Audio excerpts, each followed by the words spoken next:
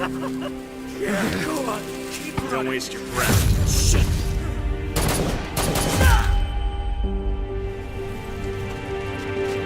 The bastards came, guns blazing. And they expect us to bow down?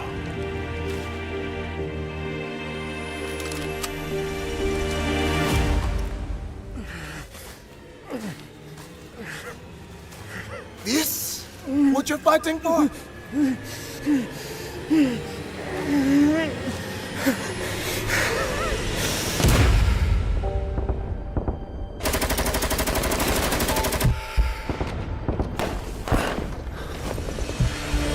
my answer! A bullet! I fight you tooth and nail! Are we gonna let them leave fully loaded? No! Let them come, if they dare, and pay with their lives! Let them see our anger! Feel our pride! Show them who Komodo really belongs to!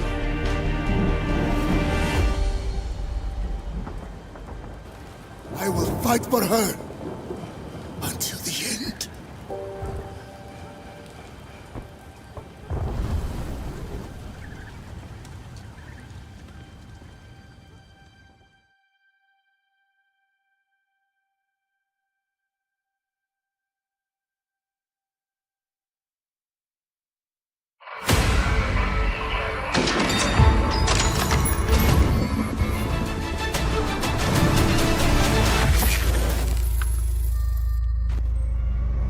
Hi everyone, I'm Imow from the Arena Breakout team.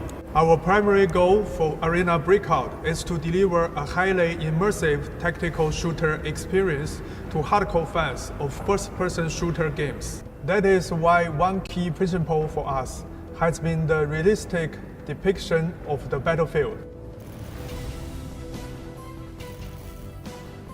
Doesn't the sky in Arena Breakout look fantastic? This is because our engineers have used the volumetric cloud technology that reproduces the visual effects of light passing through the cloud. Apart from volumetric clouds, we've also tapped into several other graphic techniques, like the environment light mixture, to make the game even more realistic. You can be at the farm with the sun right overhead at noon, or watch the sunset at dusk in a shady spot in the forest. There's also the question of sound.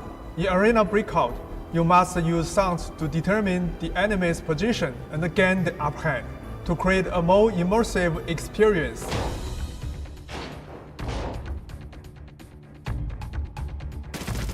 We've developed an audio visualization system that displays the location of sound relative to your position. When you are playing, a bigger audio pole and clear lines means the source of the sound is close to you. However, not all sounds can be detected by the system. Some sounds, including doors being opened by the enemy, looting a container, or opening a safe, won't be detected by this system. We want audio visualization to benefit mobile players and provide a comparable experience to what you will find in console and PC games, without sacrificing the importance of developing listening skills in the game. Weapons are another critical aspect of any shooter game. Each and every firearm in Arena Breakout has been designed to be true to life in terms of how they look, how they fire, and the modes available to them.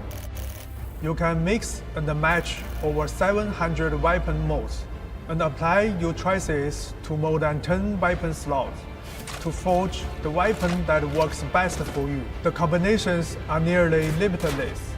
We all know that realistic gun feel matters greatly to tactical FPS players. This is why we've spent a lot of time figuring out the best ways to replicate how a firearm feels. Take weapon recoil, for instance. We broke it down into its components, such as shake, the lifting of the muzzle, the backward movement, and work on this one by one in order to deliver a truly realistic recoil experience. Wanna guess what's coming?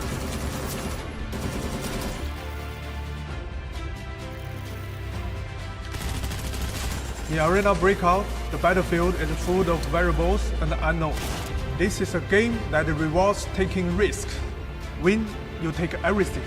Lose, and you start from square one. This is a game of tactics and strategy, first of all.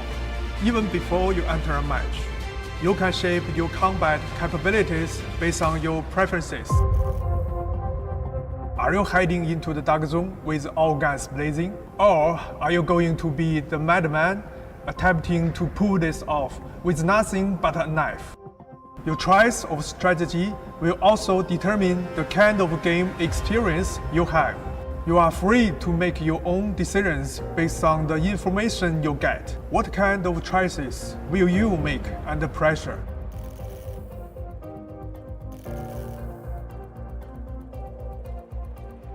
We've also taken great pains to make great maps.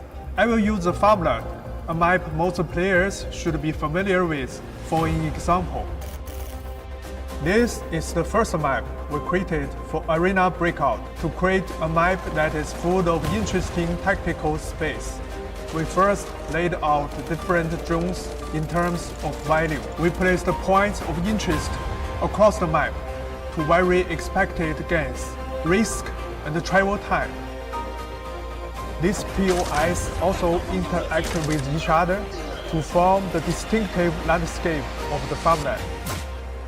A map like this makes for a highly dynamic and immersive experience as players engage in both a battle of skills and strategies. A battle that requires them to contend with changes that occur in the field, and the emergent interactions between players with different skills and gear. I want to let you all know pre-registration for the game starts now worldwide, and we hope to officially launch in very near future. It's time to shoot and loot.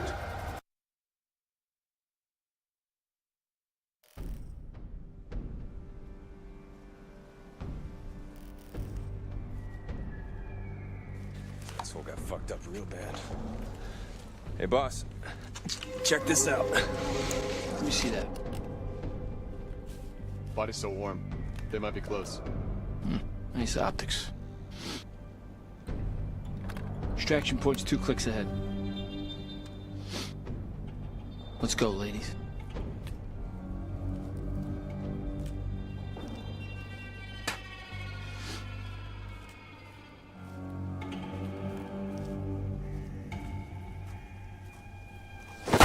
Sniper!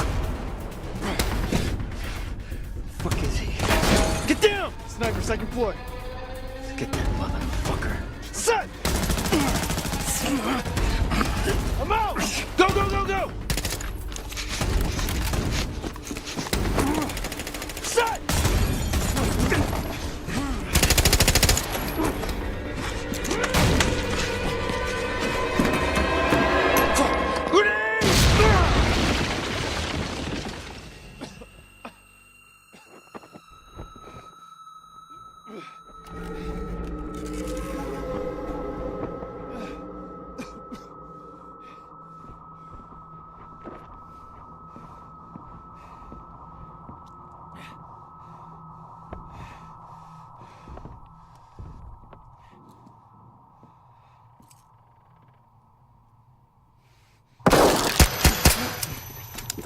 Fuck!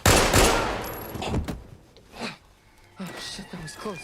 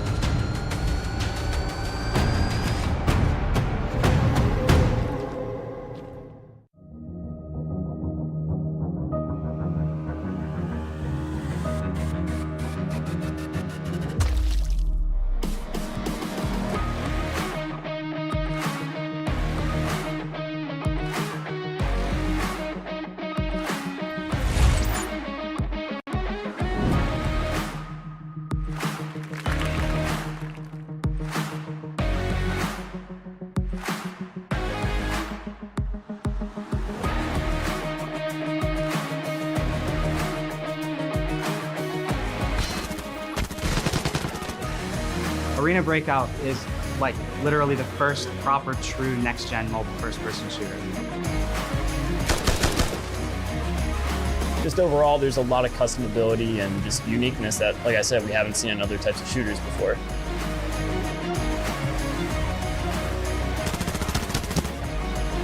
What I like most about Arena Breakout is the healing system, how you're able to use painkillers, surgical kits, and adrenalines to treat yourself. I'm an ex-military soldier, so being in that mindset again feels absolutely amazing.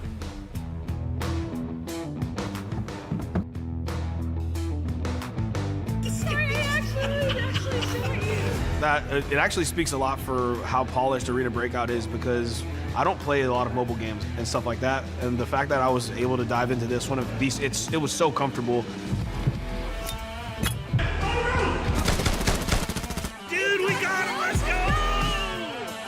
And so just take that time to learn it all and just be patient with it, because you're not going to pick it up immediately, but once you do, it's going to be a blast.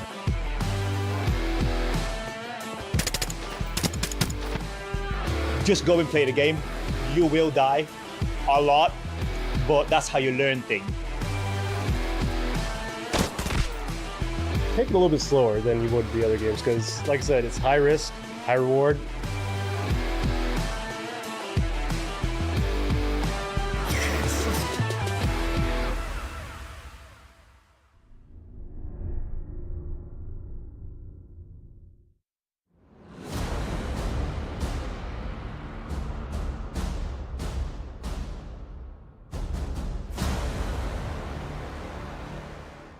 Calling out content creators from around the world to join our Golden Lions Legion, a platform created by Arena Breakout to showcase the fantastic work of our talented creators. During our global beta, we were very happy to see the outstanding content produced by over 4,000 content creators from around the world. We'd like to express our sincere thanks to the creators who have come with us along the way. Creators can participate in this latest event via YouTube, TikTok, Twitch, and other platforms for exclusive rewards.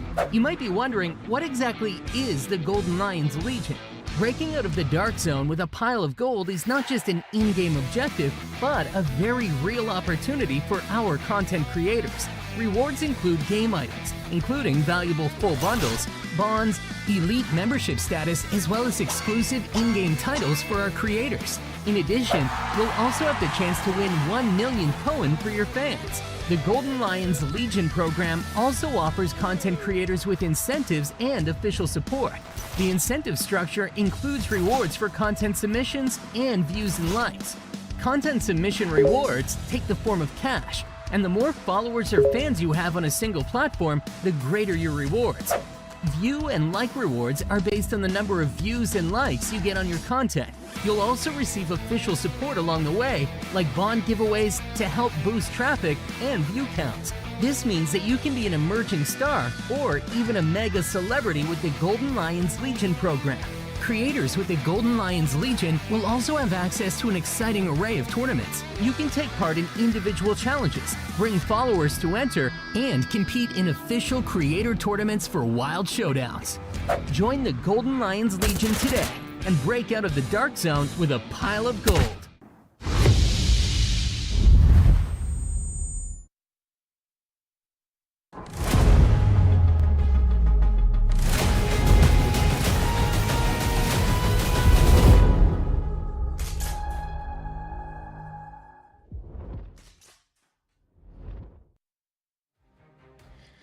Ladies and gentlemen, welcome to the Golden Lions Legion.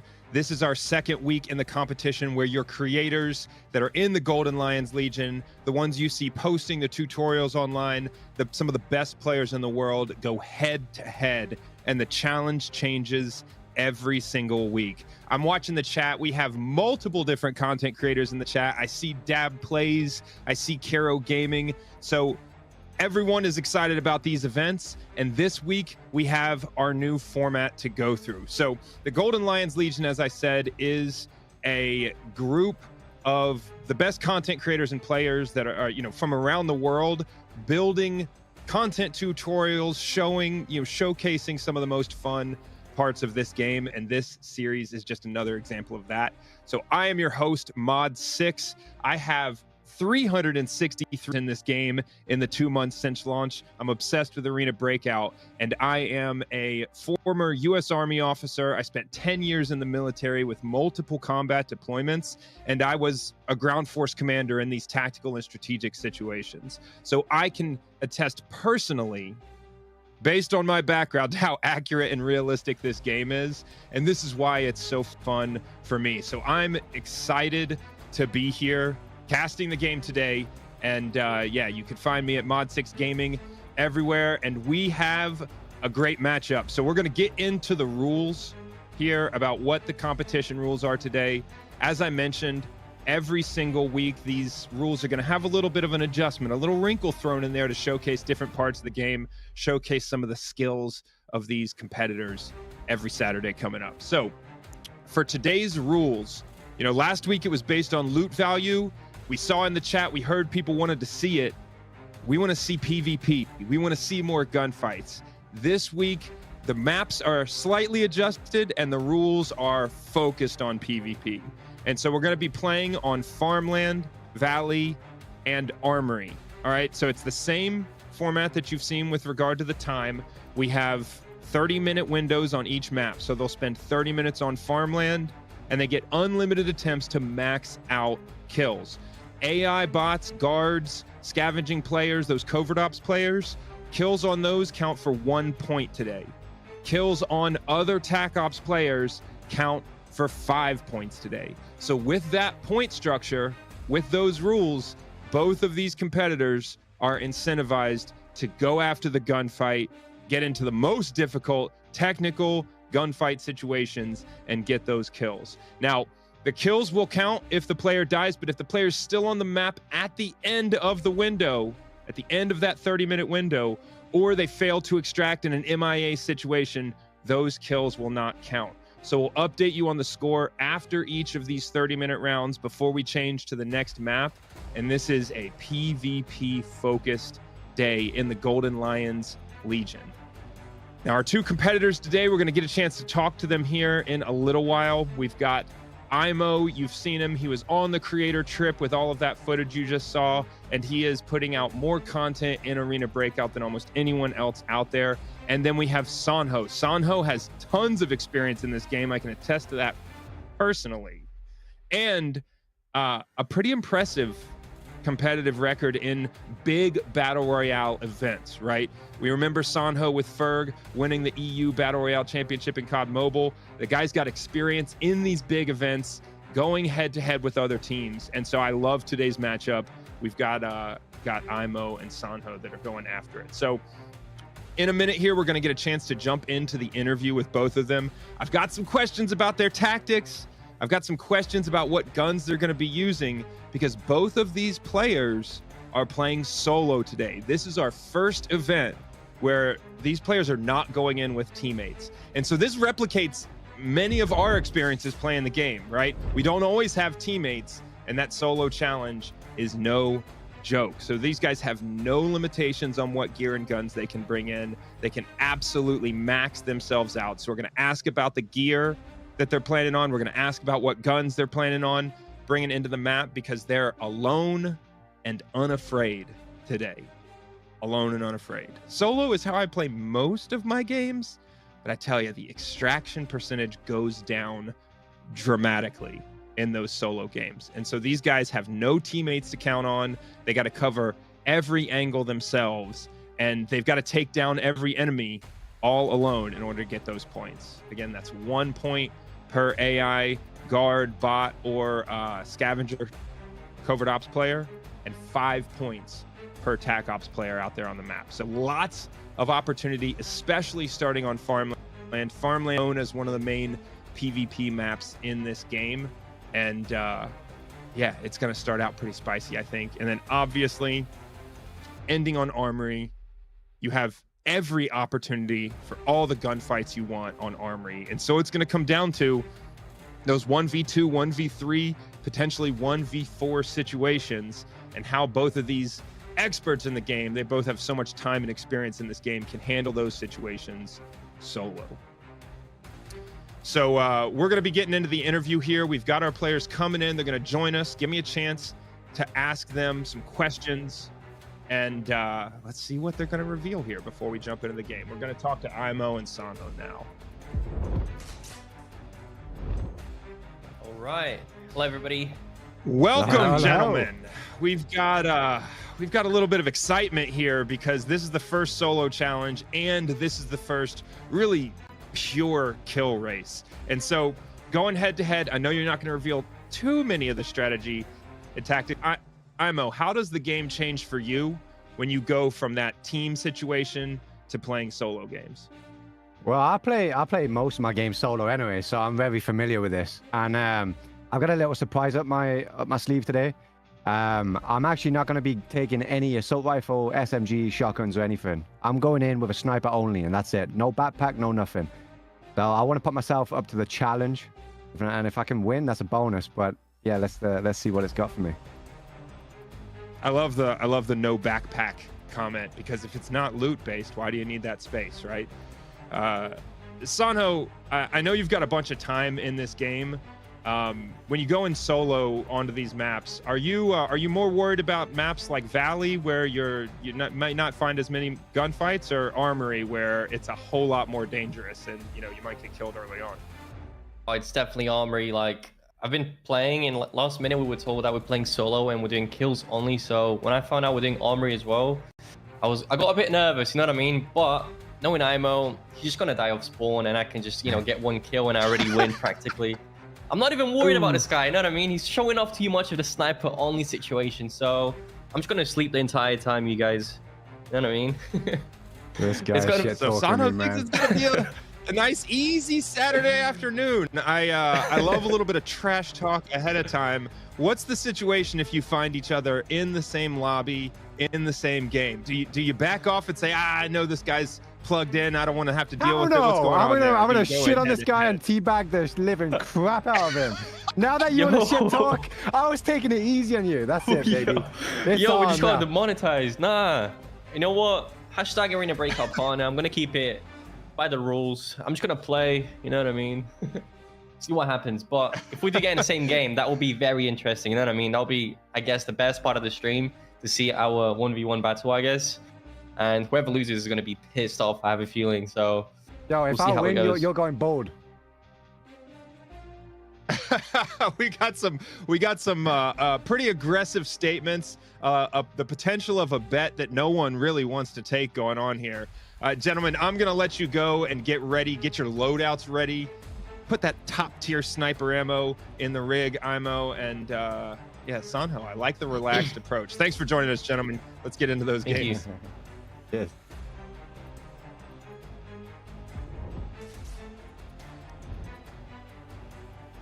That's exactly what I expected from this head-to-head matchup. These guys know each other extremely well. They've traveled to Arena Breakout events together, and so there is absolutely some bragging rights at stake today, on the table today, between these two.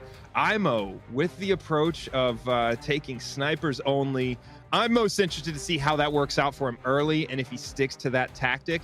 And, he mentions the lack of a backpack. The weight considered today is huge because these guys need to be able to move quickly. They need to be able to maneuver, and this is not a loot-based rule system. So I expect to see these guys going in lean, and it's all about gun choice. So today we have CD keys available for redemption. Now, these are one-time use keys. The first people to enter these keys are who are going to get the benefit. The way you do that is you go into your main screen on the game. On the far right, that star, the events button, and then you go down to code redemption. So that's how you go to redeem these CD keys. They're going to come up. We've got 15 available. They'll come up on the screen 5 at a time, and it is first one to the redemption. This is how you can jump right into Armory, right into some of those difficult maps, spicy gunfights with a little bit of extra gear, guns, and ammo just for watching today. But you got to be quick. You got to be quick. So we've got the first CD keys coming at you now. Open up the game. Get ready for the redemption. And you see them on the screen below me right here. get those CD keys, get that gear, get in the game. This is going to give you that head start by putting a couple of those bundles in your inventory. So those are our first 5. You got to be fast, and we're going to have 10 more throughout the cast today come up on the screen. So stay tuned on YouTube, on Facebook, wherever you're watching, and you'll have a chance to get some free bundles, get some free gear, and maybe hop into Armory and, you know, try your hand at some of these 1v4 gunfights that we're going to see today. So to just review a couple of things about the rules, we got 30-minute time limit for each map. If you fail to finish the game, right, before the time limit ends and you die, that scores, like if you die because of that time limit, those scores, those kills will not count. You go MIA, or you fail to get out of the game before that 30-minute time limit is up. So I just want to remind you to keep those things in mind. These guys have to calculate, like, how am I going to get off the map? They're going to have to make decisions between going after more kills or getting to that extraction. And there are 0 restrictions on what these guys can bring in as their loadout. So expect to see absolute top-tier equipment, body armor, guns, ammo. These guys are going to maximize their chances for every single kill. So I'm excited about it. Right now, both of these players are going through their inventory, and, you know, Arena Breakout, as a extremely realism-focused tactical game, they've broken that realism focus all the way down to every item in the game. And so, you know, these guys have used expert consultants and research to calculate the weight of every item. And these players today are going to have to put together a loadout planning for all of those considerations. And so they're going for kills. Weight is likely not going to be a huge issue, but they're going to need to load plan, make sure they have enough ammo. Sometimes you might have to bring a backpack just to have enough of those medical supplies, just to have enough space to reload those mags. And so today should be a example of some of the strongest loadouts you can possibly have in this game, and some of the most risk-averse gameplay in some situations. I think Imow, with the snipers only kind of choice, he's looking to give himself some standoff from those enemy teams. You know, if you're close in, within 20, 30 meters in game of a 4-man enemy team as a solo, that makes it very, very easy, very approachable for them to be able to maneuver around you. And you might take out 1 or 2, but that 4-man team is going to be able to get an angle on you if the proximity is too close. If you take a long-range weapon, you keep that standoff, they've got a lot more maneuver, a lot more ground to cover before they start to threaten you. So I like that snipers only choice, but we get into Armory, we get into Bunker, the standoff available becomes a whole lot less, and that sniper may not present the advantage he's hoping for in those situations. So we'll see if he keeps to that strategy the entire time. Sonho not really willing to get into what he's carrying into this game, not talking about his loadout. So as soon as we get into Farmland, we are going to see what Sonho's chosen. Is he running an AR or an SMG? Is he bringing a backpack? What do those supplies look like? But I expect to see top tier armor and guns here.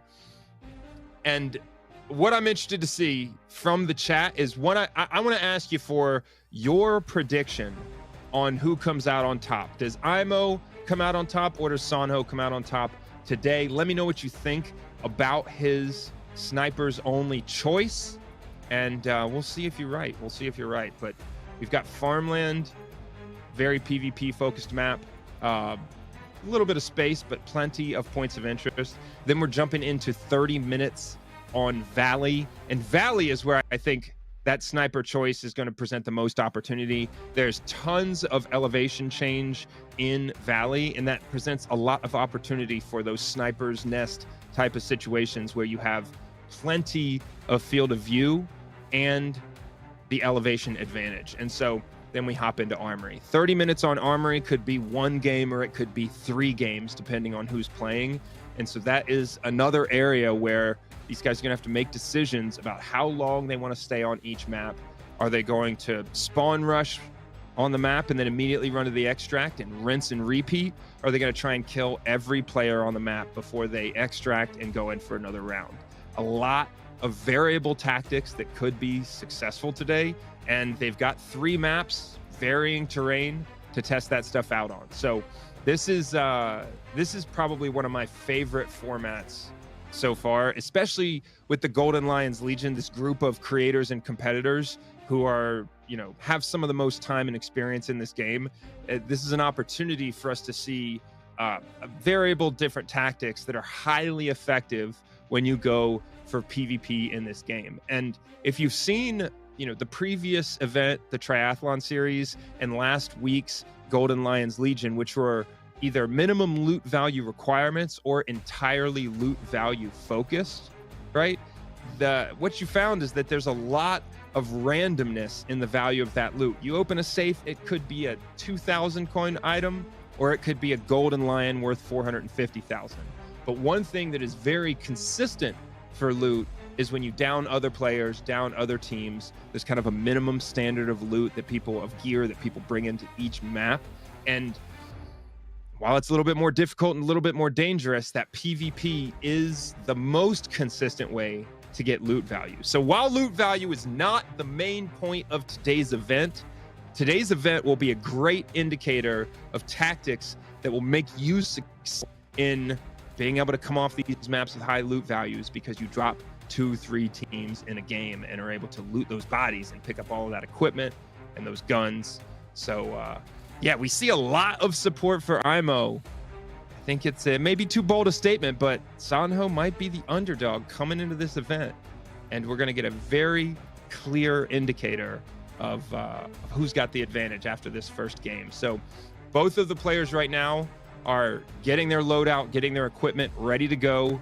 They're going to be hopping into Farmland, and as soon as we have both of them with the timer started in the game, we are going to jump right in and bounce between their two perspectives and try and catch as many of these gunfights as possible. And we'll get that early glimpse on those equipment choices and gun choices. And I don't know, maybe some of those predictions might change fairly quickly within the first couple of minutes of this first game. So, and I also don't expect to see these players care that much about bringing keys. Really, it's going to be entirely focused on armor, probably everyone wearing GS2 headsets for that increased awareness of footsteps, and you know, guns and ammo. So we're gonna get into the first game.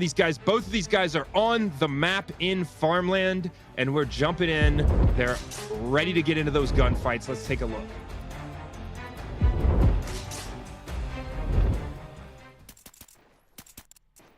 All right, early gunfights. Sonho is already using this hop. Those are both guards.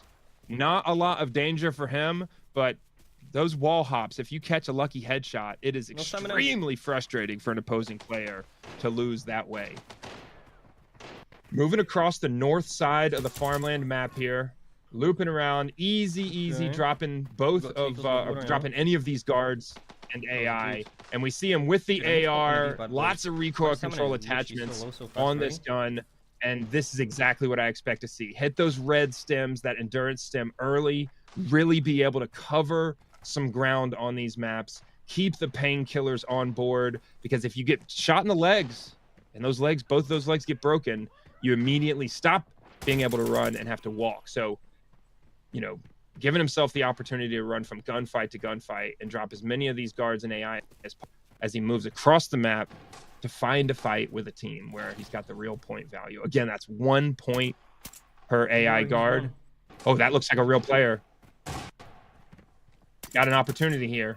Undergeared player. Okay. Don't know why there's so many freaking scouts. Not sure, that could have been a guard or a bot, but the movement looked a little sketchy. So he's moving across here, going from east to west across the north side of the map. Okay, let's go get some real players. So every bot I get chat has 1 point. Every one real player that's 5 points, and nobody spawned with me. But you hear Sonho with that point scale, and he knows there is a limited success opportunity in only fighting these guards, these AI bots, because he's got to get into it with some real players to post up those 20-30 point games. And I believe, you know, I think 20 to 30 points on Farmland is really going to be the standard that makes these players successful or not. And so we've got Sonho moving into these points of interest, and you can see how he's managing his cover. He's not haphazardly running through the open, because as a solo player, there is so much limited opportunity once you're in trouble. That's a real There we player. go. He's got what looks like a real player. That's one real player. That must be a Five 5-point kill for Sonho there. He's likely to go check that loot at some point, but he's got to worry about this player having additional teammates that could be approaching at any point in time. He's elite. Poor player. Checks the loot, confirms the real player. That's 5 points for Sonho. You either quit the game or you become a better player, better person. Who cares, right? Nobody up on the roof. Typically there's a bot or a scav spawning there. Now, one of the keys to success, and you'll see this from both of these players, is that after they get kills, they're looting just to make sure that was a real player. You notice he didn't sit in his loot and pick carefully among those items. Not interested in carrying things off the map. They're going to flow from gunfight to gunfight. So it's going to be key here to manage their time and not get bogged down in the gunfight, not get slowed down, pinned behind some cover. You've got to basically be able to run through these fights, downing players as you go. So we see Sonho continue to move towards Motel. As we all know at this point, Motel on Farmland is really where, He's a real player, so I don't waste my time. really where the PvP opportunities are. And, you know, if this is me, you're highly likely to spawn on the east or west side of this map. I would make sure I have enough range to reach out and touch north and south with whatever weapon that is, enough magnification on the optic, and you can run straight down this road east to west, turning left and right, getting kills as you go on AI cards, maybe slowing down and picking your fight if you can tell that it is a serious competitor, right? That it is another team. And so I think his tactic here of running straight down the middle road, picking up gunfights as he has the opportunity, but really getting to Motel quickly with a little bit of caution, with a little bit of safety. But you got to get into Motel to have the advantage, have the opportunity to take out some of these teams. Continuing to drop those guards on the way. Sonho up over 10 points in this match so far. Bro, only 5.5 minutes into the time This guy period. should be dying in one tap. Plenty of gunfire in Motel. Maybe an opportunity to get into a team fight. It looks like he's either going to take this front entrance or wrap around to the hole in the fence. So we're going to see how Sonho approaches this situation and what he finds once he gets onto Motel. You know, these players, you got to think that they're just hoping and praying they run face first into another team. Got multiple footsteps.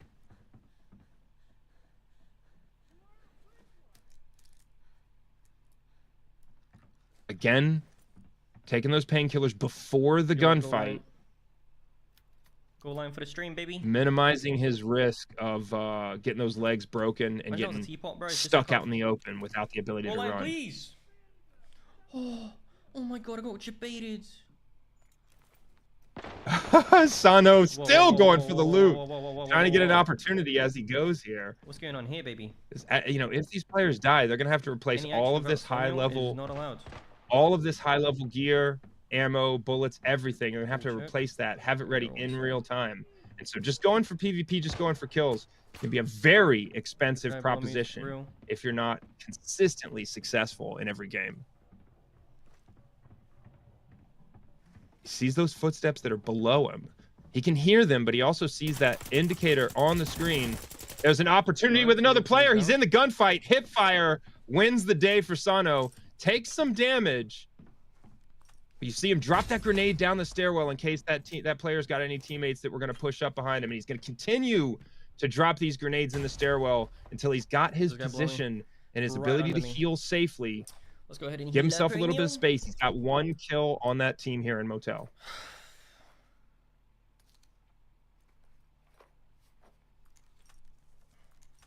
Using those surgery kits, those first aid kits.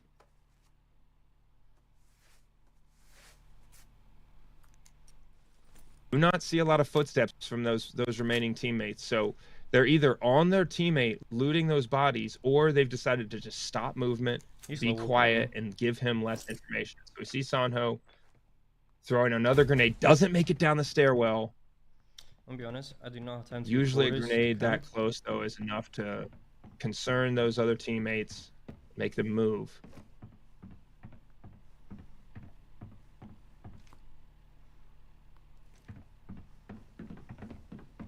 Really strong angles here from Sonho. He knows exactly where to look.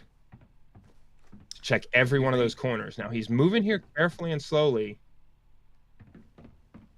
Don't know if he saw a player there or not. Just the quickest peek possible.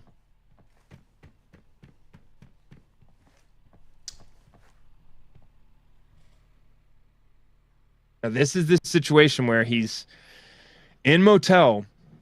He's concerned about the location of the other members of this team. He's got some good kills. Just walking, 15, 16, like 17 somewhere. points potentially at this point. But he's got to continue flowing through motel, even if it involves taking some risks. He takes some shots from outside. Beat me. Lots of suppressed fire. Definitely another team, another player. He does not know where they are yet, but he's got to heal. Camping He's got to guy, get bro. this situation under control.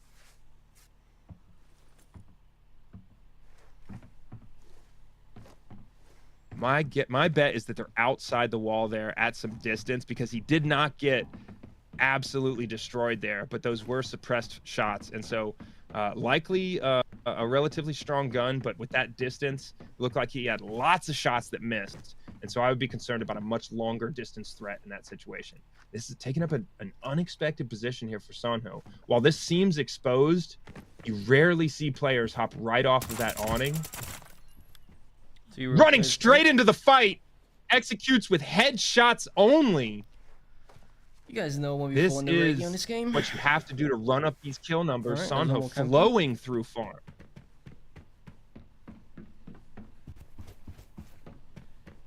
Not sure if he's got one more player in here or not.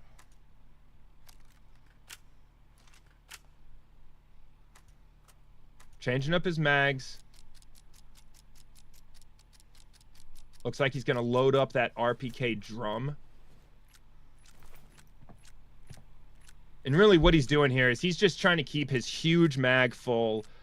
When he's got the opportunity, he wants to stack all the ammo in that drum mag, put it back into the weapon, and, you know, always be in a situation where he's got the best capability with the weapon that he's got. So having that full 95 round or close to full 95 round drum mag is it's going to let him deal with hectic situations without having to think about reloading. I can't do these campers, Sonho, bro. over 20 points for sure at this Okay, point. suck. Not getting a lot of audio indicated. There we go. He's got some gunshots. Got his first little bit of intel on where some of these other players might be that were shooting him from the outside of motel. And he immediately moves to close the distance. I disagree with these decisions.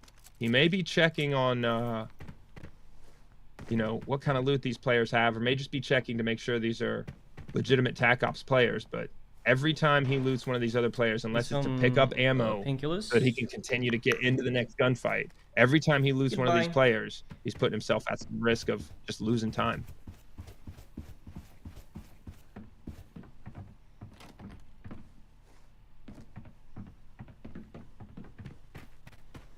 He's got to be careful as he exits motel.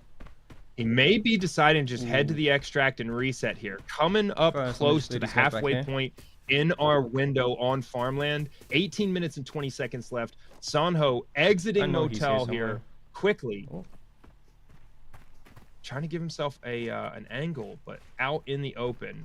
Potentially vulnerable from 3. So he sees a player. How did he see that player? He might have heard the footsteps. There goes a covert ops player. Never saw him coming. Absolutely no match for that RPK from Sonho. 2 minutes with my farm, okay. This RPK build, one of potentially the strongest gun builds in the game right now, because the ammo that you can use, level 4, level 5 ammo, remarkable compared to other calibers, and plenty of opportunity for recoil reduction, super high rate of fire on this RPK. Sees a player, potentially a guard or AI bot in the distance.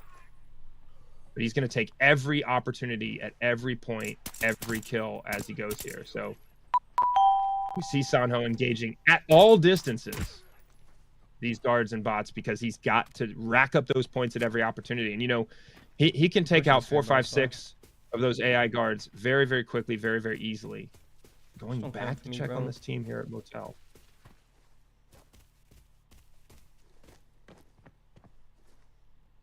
I've killed all these guys while they were camping, bro. That is outrageous.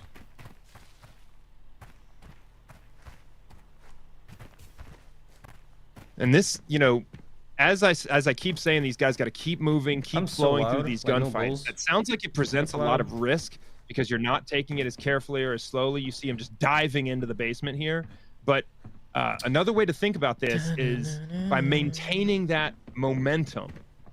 This is where he was. It gives right you here. the advantage throughout the entire Hold down, gunfight. Imow. You're So we're doing constantly teammates. pressuring other teams. Do And so a this. huge advantage to Come this to me, please. tactic in general is that other teams that you're playing against are constantly feeling pressured, constantly feeling the need to take a step back. They lose that momentum, and you have the Bro, advantage. this guy in is the literally gunfight. annoying.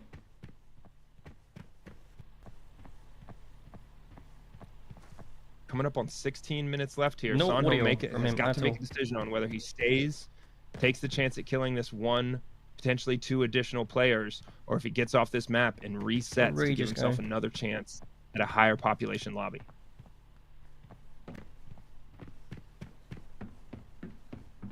Oh, whatever, you know what? Forget about him. Life's too short to be camping over one guy. Let's go to the extraction point. Makes 'cause the we've got decision. 15 minutes, and I can kill all the bots there. Yep, that's exactly what we want I to see. really want this guy dead. He's coming up on his halfway point here with 15 and a half minutes left. He's going to get off this map, move to the extraction point, and give himself a shot at another lobby full of additional guards and players. He hits that red stem to give himself a chance to run as much as possible onto the way to the extraction.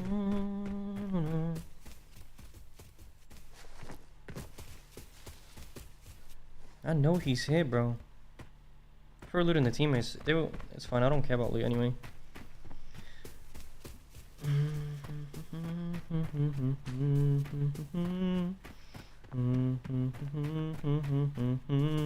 And he's moving towards the extraction point here, and this I hear will him.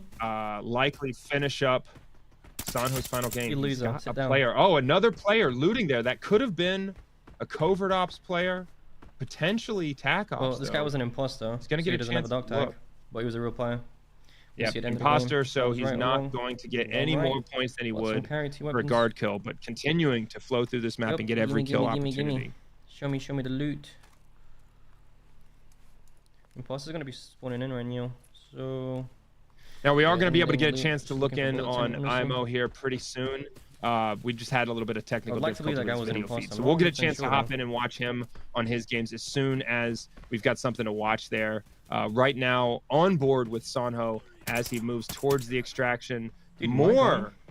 AI awesome. guard and bot kill opportunities. AK-74 and is He's amazing. actually got a great lobby here for this Oh, I'm scared format running in your because part, what we're dude, seeing but is whatever. he's not Somebody's run still into gonna have to any turn him. points of interest up to this point said. where all of the AI guards were dropped. So every additional point of Over the interest he ridge, runs just in case into, he's camping he's somewhere. had kill opportunities, a huge Okay, we're gonna chance to extract, run so up we've that got- score. Sonho potentially posting a 30-plus point score in this first game. extracting in I'm 15 telling you, I minutes, think I the think. standard on Farmland is going to be 20-plus, and he's had an excellent game. Able to wipe more than one team, kill every I'm single not gonna extract AI here. guard that he I need to comes know the across time. I think we've as got he about moves 10 across minutes, this I'm not map. too sure.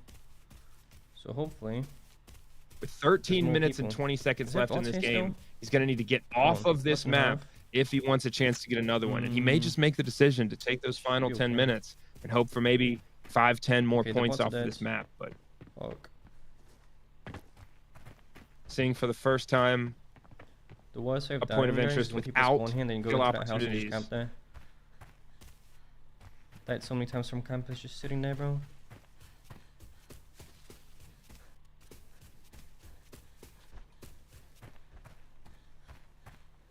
I wonder if I can go to another game.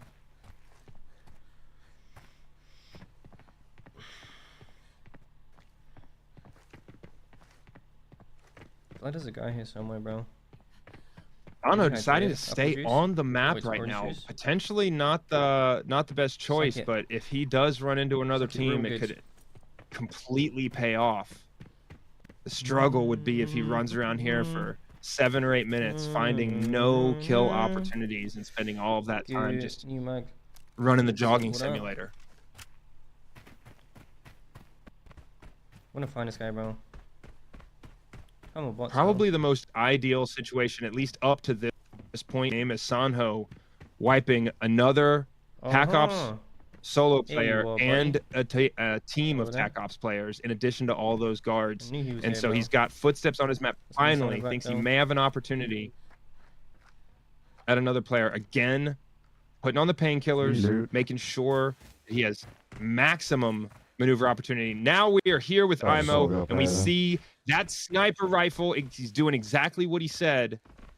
He's in the game, and he's looking for kill opportunities. You know, he's already been in a gunfight, so we're going to get a chance to catch up with where his score is, and excited to see what this looks like. But Imow potentially on his way right there to his first extraction. So we'll get a chance to see how many kills Imow has in his first game. How many kills has Sonho got? And whether or not that's comparative to what might have been an ideal game from Sonho. Successful extraction, 18 minutes and 45 seconds in the game. I need scores on the doors. Scores on the doors. 26 eliminations from Imow in his first game. We do not know the split of AI guards to TAC Ops players, but 26 eliminations is a huge number on Farmland. And remember, this is not lockdown zone. These guys have to go to some serious effort to make sure they find every available gunfight and really have the freedom of maneuver to get all the way across this map quickly. So Sonho now looking like he's finally moving towards this extraction. Not sure how successful that decision was to take that extra 5 minutes on this map and potentially find any other available kills. Still trying to position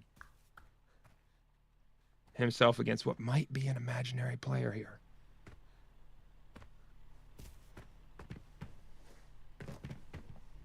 We noted Imow's loot value in that first game was 400,000. So putting up a ridiculous game one from both a kills and a loot value perspective. Sonho now clearing this upstairs very carefully, taking his time.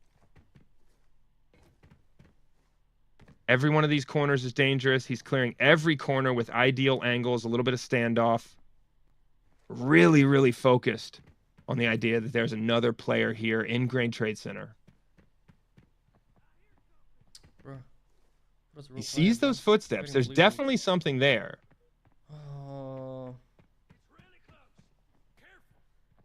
And he just heard that voice line. Sounds like he is maneuvering on a guard. That's one additional point for him.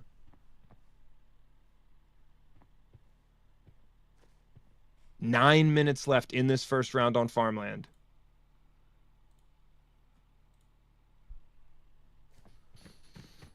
It looks like Imow's first game was 4 TAC Ops players and 22 guards with the sniper. That sniper rifle allowing him to basically reach across the entire map as he ran from one side to the other. 22 guard kills and 4 TAC Ops player kills is a 42-point first game for Imow. So that is the unofficial score. Once we see the official numbers, we'll confirm that. But Sonho now, oh my goodness, with the potential to come very close to those numbers. And really what this is going to come down to is if either of these guys get a game 2 and what those opportunities look like. But remember, they can't just run into the game 2 and stay in the gunfight until the time runs out. They need to find a way to get off this map. So if either of these guys have a shot at a game 2, it will be an absolute rush. Not looking like it at this point from Sonho, with less than 8 minutes left in this window.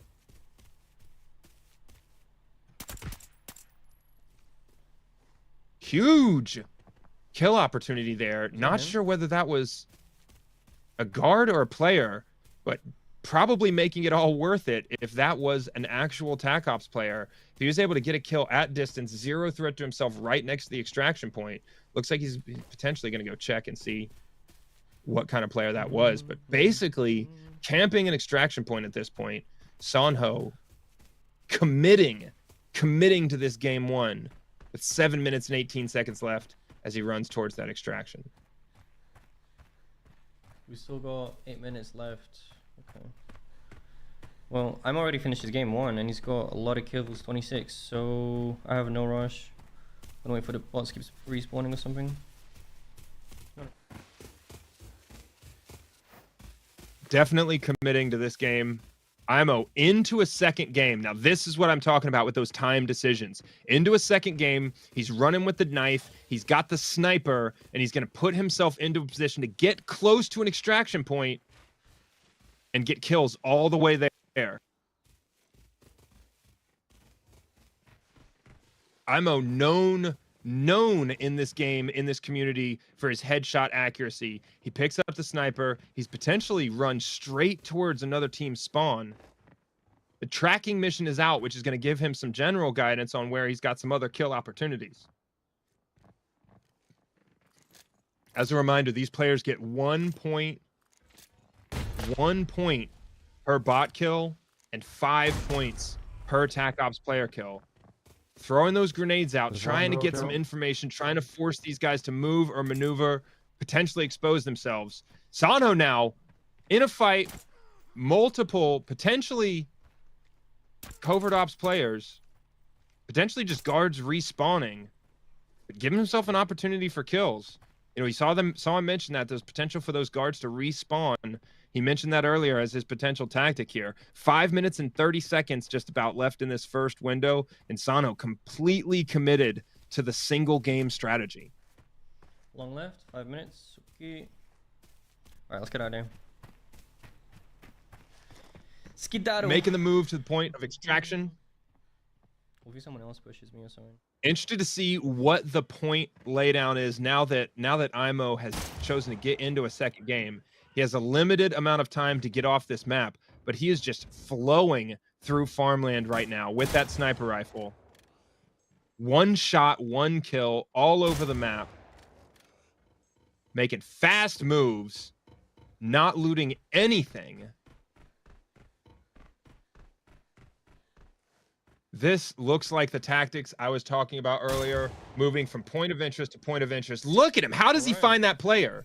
Shooting through the dark into the shadows. One shot, one kill for Imow. Sonho now in his extraction screen. We're going to get a chance to see how many kills he has in game one. I'm a little broski. 21, bro.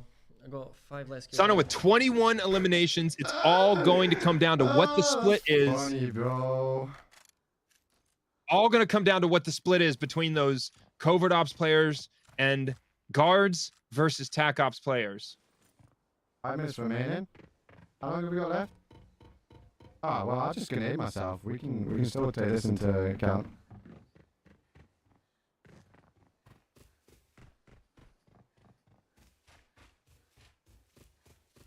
Imow with some interesting audio right now, but he's got a absolute race to be able to get off this map in time. These kills potentially not counting if he's not off of the map in the next 3 minutes and 45 seconds. Just basically sprinting down this center road. He needs to sprint straight for the extraction point and just get any kills of any opportunistic kills along the way. Because 3 minutes and 30 seconds, while he has time, especially if that southern central extraction point is open and he has the cash on him, he's absolutely in range of being able to extract in time. And every additional kill he's been able to get on this map so far extends that lead over Sonho in this first round. Obviously, many more opportunities for the kills to come in this event. We've got 30 minutes on Valley and 30 minutes on Armory coming up. But Imow with a very strong start, 26 confirmed eliminations in his first match and several eliminations already in this second game. Now, he's got to be careful here in one of the most exposed positions on the Farmland map, standing high on the hill with only 2 minutes and 50 seconds left until he has to be off of this map if he wants this second game kills to count.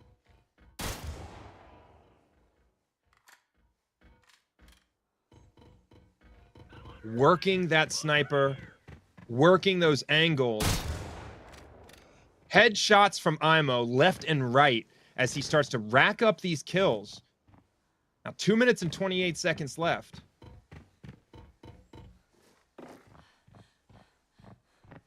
With the hop over on rocks. Additional long lanes. He knows where every single one of these angles is. I'm just going to grenade myself screw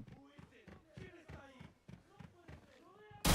Now, this is a part of the rules where if you die, the kills will count. You just have to not be stuck on the map at the end of the timer, or be caught at the end of the game timer MIA. So Imow just flowing through Motel right now. 1 shot, 1 kill on every single one of these guards.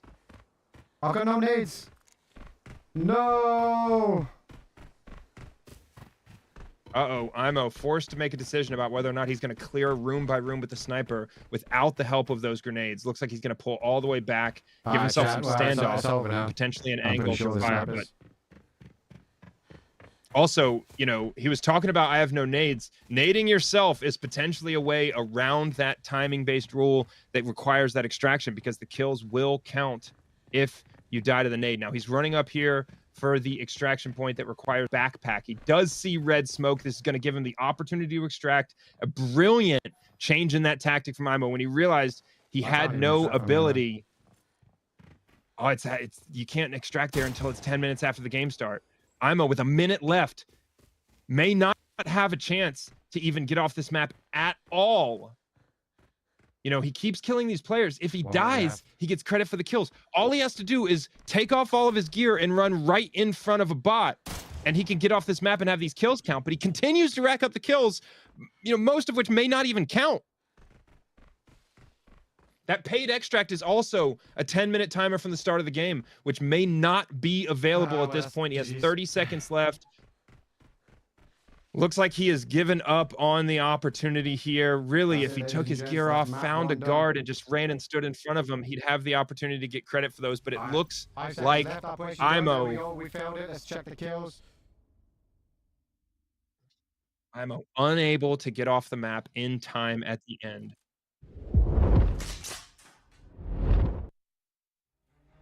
All right, we are back from our 30-minute time period on Farmland, and we saw absolutely tragic there at the end. Imow just missed timing some of those extraction points for that second game to likely not count. But we will get our updated scores here in just a moment, our official scores on that first round.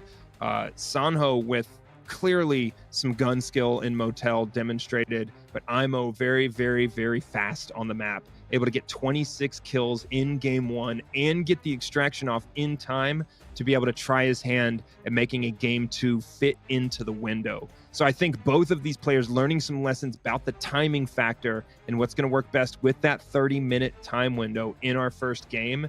And this is kind of an indicator for what we're going to see going into Valley. A very similar map size, obviously very different terrain, but you know, the tactic of trying to get 2 games in really is going to maximize your opportunity for gunfights and minimize how much time you spent just searching on the map, doing the running simulator through the woods. You want to try and avoid that flow from gunfight to gunfight. So we saw 20+ kills from both players in game 1. And if you play this game enough, you know those 20+ kill games, they don't come around all that often on maps like regular farm, regular valley. And so these guys really going after the gunfight at every opportunity. Imow talking a little bit of trash at the beginning about his snipers only tactic, but clearly able to move very quickly from gunfight to gunfight, not have to close the distance in order to get the kill, which keeps him on a more straight path across the map.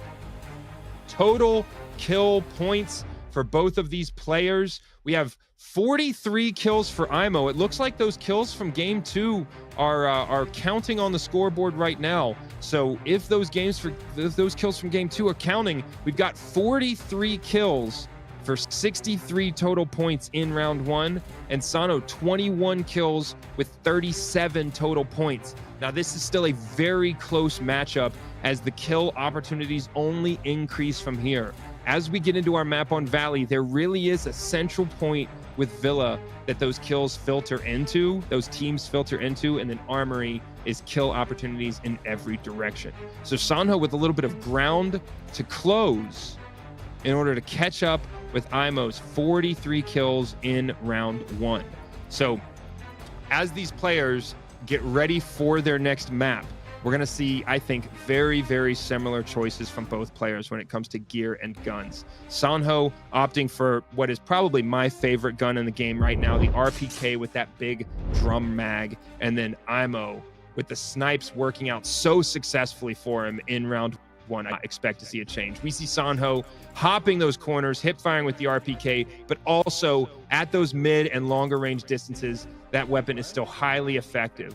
Downing those TAC Ops players, downing those Covert Ops players and guards, and racking up 37 points in that first round, I believe. And then we see him with those hip fire engagements, close range, that RPK with all of those recoil control attachments, serving him well in the first round. And really, he exhausted this map for every single kill opportunity. And this is an interesting choice and a comparison between the effectiveness of that RPK versus that sniper. Sonho here, just left and right, zero problems in the gunfight. But Imow with that first game that extracts him with 26 kills, really setting the standard for what it's going to take to be successful in these maps. And frankly, nearly 500,000 in loot value on a regular farm map is insane. Sonho camping this extraction. We've got guard respawns all over the place, as well as some potential to engage with some players on that side of the map. And then Imow showing us what a sniper flow looks like in Arena Breakout, finding and sniffing out every player and guard.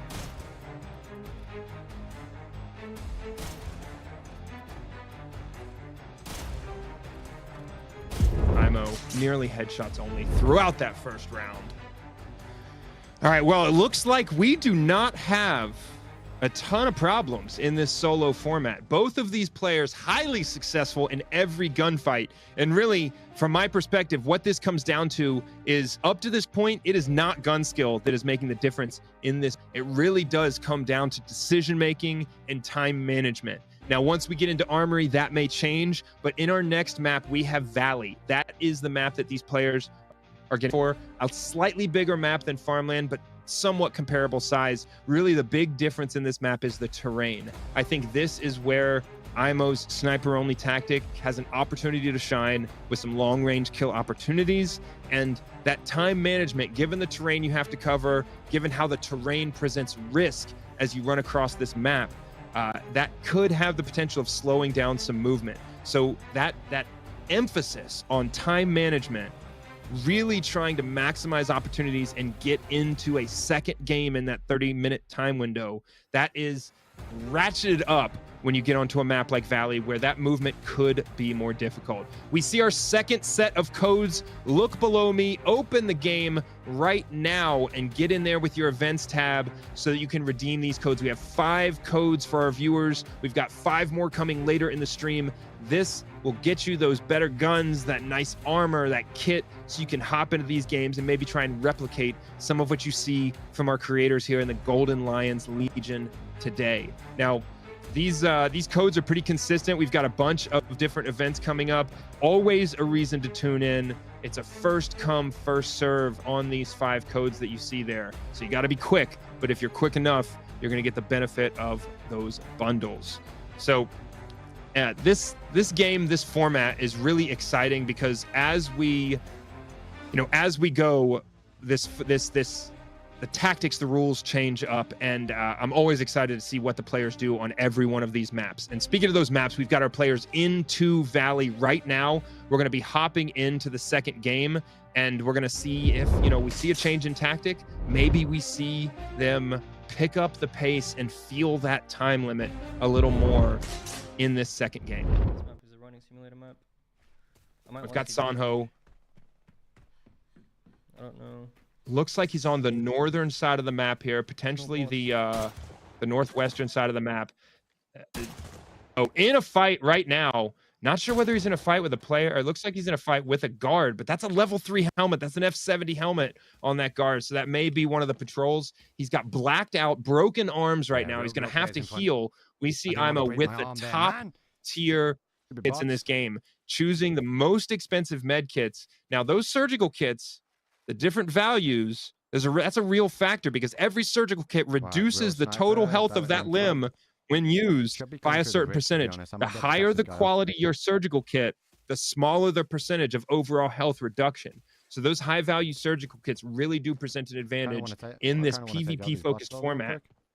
We've got to expect plenty of damage. And so Imow sticking with the sniper tactic, not even opting for a suppressor, inviting anyone on the map to come find him. And you see the terrain on Valley here. You see those long distance shot opportunities, looking for these mid-range ones as well as he goes through these points of interest. And really what I think this sniper gives him the opportunity to do is not get all the way stuck in on a point of interest. He clears it with the headshots. He gets out of there and then gets on to the next opportunity.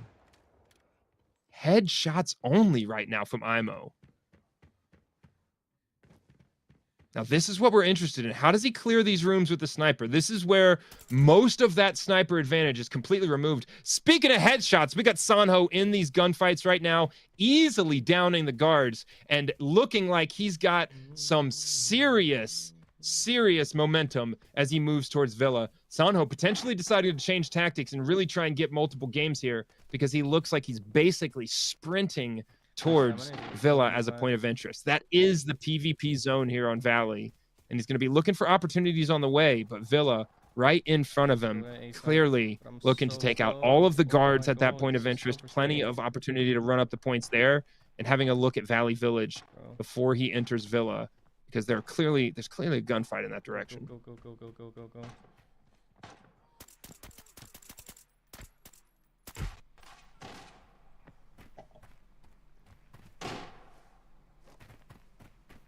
Sonho wide out in the open right now, just running towards the sound of gunfire.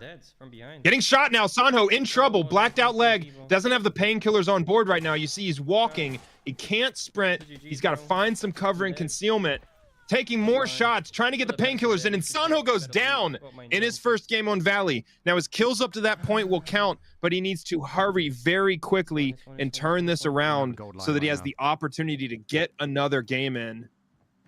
Imow now still in his first game on Valley.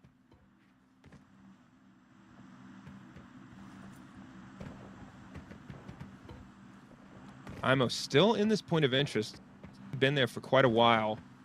He's going to need to move pretty quickly here, try and make his way towards Villa, so he's got additional opportunities for gunfights, but no major problems. He's got that red stim shot in, so he's got all the stamina in the world, and he gets out the knife, practically a sword at this point, and starts his sprint towards Villa.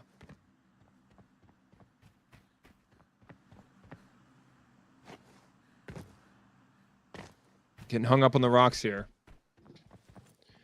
Now, Imow knows these maps extremely well. He knows where there are likely to be players and guards. He's moving towards RV camp here, hitting another stim, making sure that red stim is always on board so he never has to consider his stamina. Checking all these corners. This is a hot spot for other teams to camp. He's moving towards an airdrop, it looks like. And so as he moves towards this airdrop, as he moves towards some of these hot spots, he's got more and more opportunities for the gunfight. And there we see his first kill up on this high ground.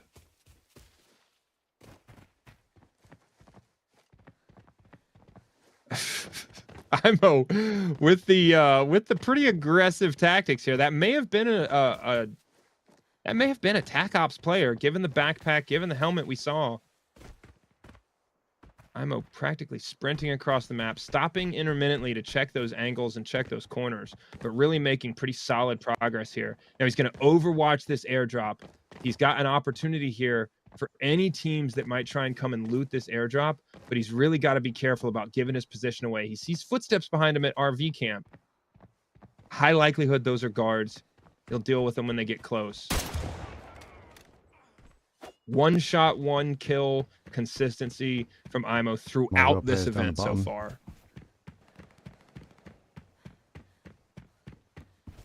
He's got some decisions to make here. At this point, he is, just over 5 minutes into this second game.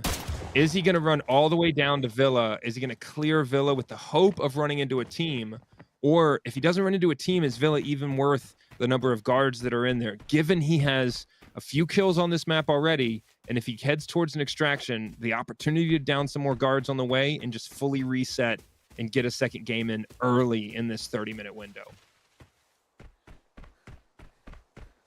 Imow continually increasing his reputation for accuracy. I don't think I've seen him hit anyone anywhere other than headshots and center of the chest shots. I don't know if and this with the guy's level 5 close. ammo that he has in this sniper, he has no problems with those those kind of shot placements, resulting in a single shot and a single kill every time. Both of these players putting a pretty significant amount of warm-up time into these events. Sonho, I know, has plenty of time, well over 100 hours for sure in this game. Imow, probably in the 200 to 300 hour range on this game. And so both of these players with pretty deep experience, and that's why I'm so interested to see how they adapt from their normal solo play strategy, which is highly loot focused, to a strategy that is timed and kills only. So Sonho now back on the map, moving from the northeast side of Valley straight towards Valley Villa again. Clearly the main tactic to move towards Valley Villa and get into the gunfight. Get stuck in, try and get into some conflict as quickly as possible to really maximize how many gunfights per minute he has, how many kills per minute he has throughout this 30-minute window. Imow now in a sniper fight at close range here at RV camp. If he's moving like this, it may very well be that he's been pushed by another team. We've got footsteps in a couple different directions. Multiple footsteps here. He opts for the grenade. Slows those guards down. Gives them a little bit of space to get the angle. That looks like a patrol for sure. Quick couple of shots. Got one more set of footsteps down there to deal with.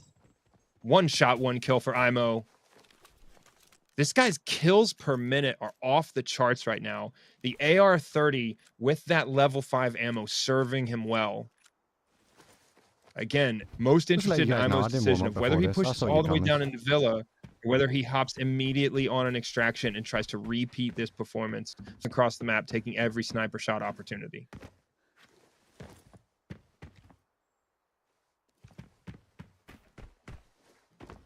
Imow now picking up his high ground position over the airdrop again.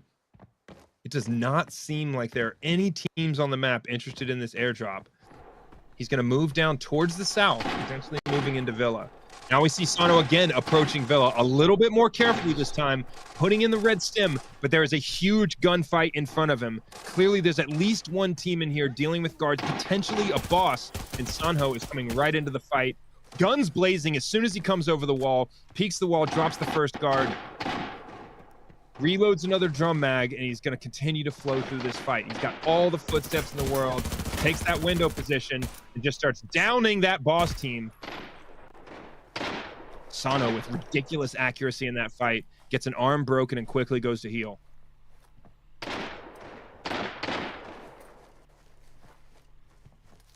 Now, a gunfight south of him at Valley Village, more guards in front of him here at Villa. And if I'm Sonho, all those footsteps in a normal game might make me nervous. But in this format, you see footsteps in every direction. All that does is scream opportunity at you. So Sonho continuing to push forward, gets another reload in, opens the doors, and pushes in to the fight. Taking some real damage here. He goes to kill this guy, goes to finish the kill on this boss's henchman there, but every time he exposes himself there, he's taking damage. He's got to pull back and heal, definitely slowing down the pace of this gunfight a bit. He's got to finish this boss squad as they'll continue to push him, because it's clear he's got a team coming in from the south, and you want to clear the one side before you have to commit to the team pushing from the south. Otherwise, you just get pinched. Content creator in the world is backseat gaming. The whole chat, the casting, people talking in the chat, and everything happening around.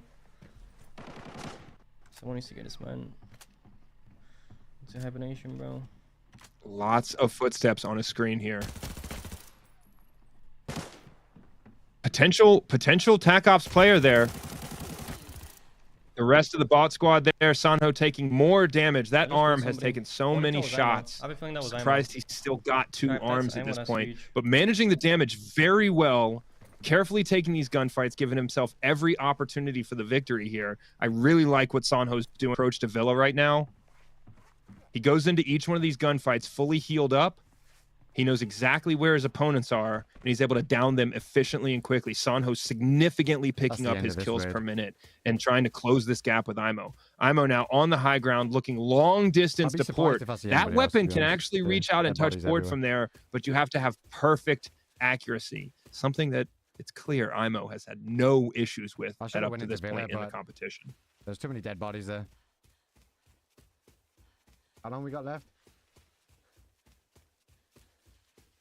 All right, now Imow, check. I'm always cognizant of this 30-minute time limit with 18 minutes and 45 seconds left in this round. If he's able to get off the map quickly, he has every opportunity for a game 2. And so Imow electing not to go into Villa, Sonho heading straight towards Villa in both his first game where he was killed and then in his second game. It looks like varying tactics, but both players able to rack up some serious kills. And if you play regular Valley, regular Farmland up to this point, oh, Imow, that's a potential covert ops player. One shot, one kill from distance.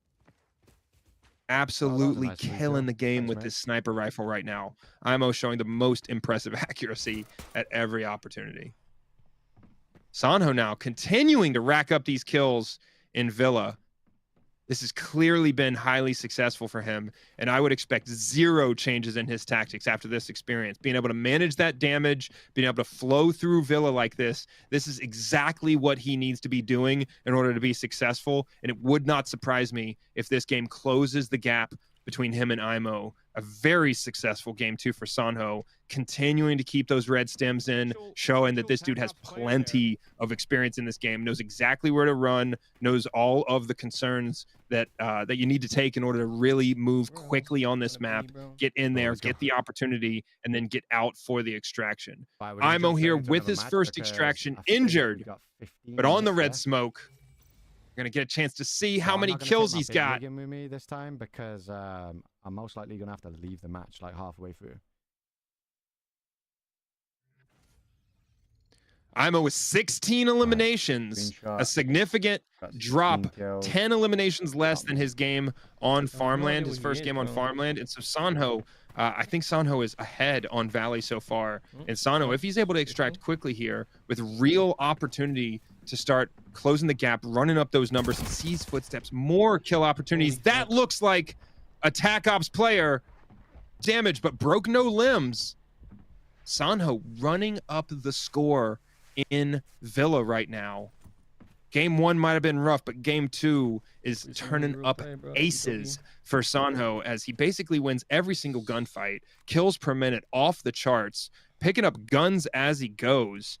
And yeah, this is a close race right now. I knew, chat. I had a feeling that someone was going to be here, bro. All right, now let's go down 16 minutes, just over 16 minutes left in the game. Sonho is going to need to start paying attention to that time if he wants to have a repeat opportunity for what has been clearly a very good game on Valley so far. Pre-firing the corner, taking out one of probably the last guards in Villa right now. He picks up every opportunity for the kill. And clearly moving towards the extraction, exiting Villa. He's got plenty of time to get another game in. And remember, even with that death on game 1, Sonho got credit for those kills. And so this will be him hopping into a third game on Valley. This is the change we expected to see after that first round on Farmland, is these players realizing they really do have an opportunity to get in multiple reps on the map in that 30-minute time window and really trying to maximize that. Sonho with another red stem shot for that endurance. Min-maxing at every opportunity to be able to get to that extraction point, reset, and get more gunfights.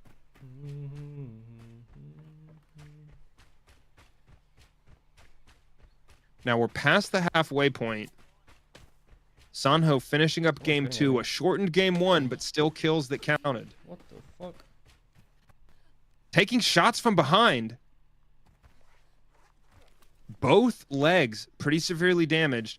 Obviously another Tac Ops player or team, but what this does is immediately present an opportunity. They're pushing him now, so he's had to stop healing early.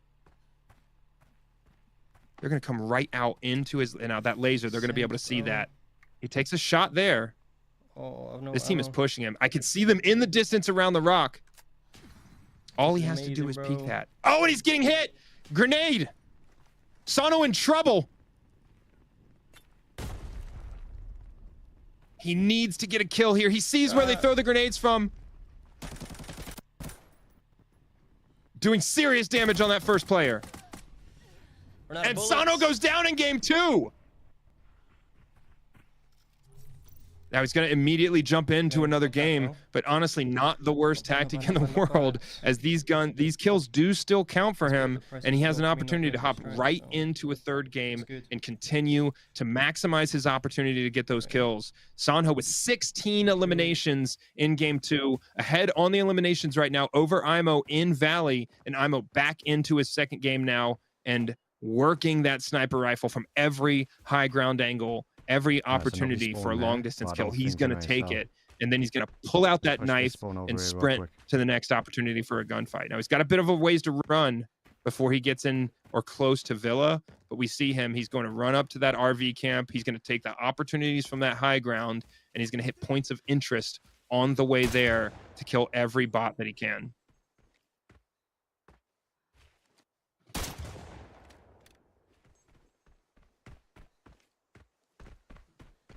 Now that laser that we saw, you know, even outdoors, enemy teams can see that laser, and that really does give away the position, gives the enemy team additional info. But you got to weigh that against the fact that that was a close-in fight, and that laser improves hip-fire accuracy. So definitely a give and take in that situation and a decision to be made. But Imow now potentially seeing Attack Ops team in the distance. Okay.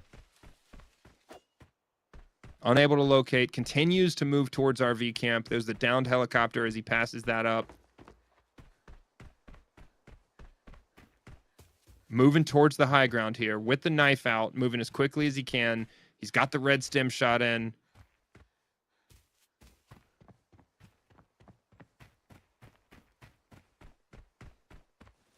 And we are down to 12 minutes.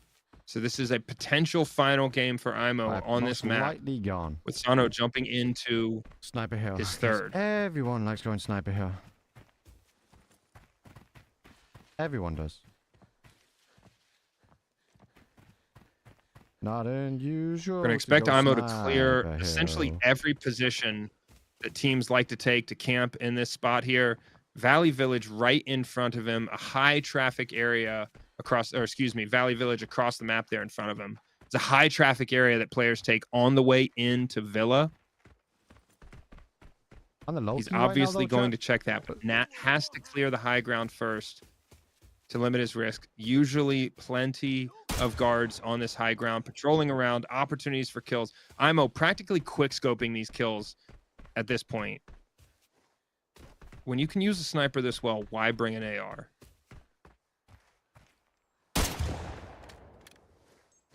Another one shot, one kill from Imow. Just shooting fish in a barrel at this point with this sniper. Unbelievable. Imow with one kill every 5 seconds right now.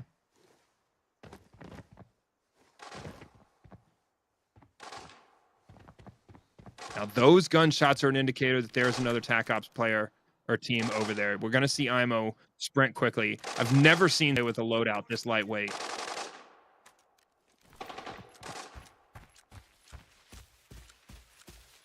Reloads those 2,000 coin per bullet rounds.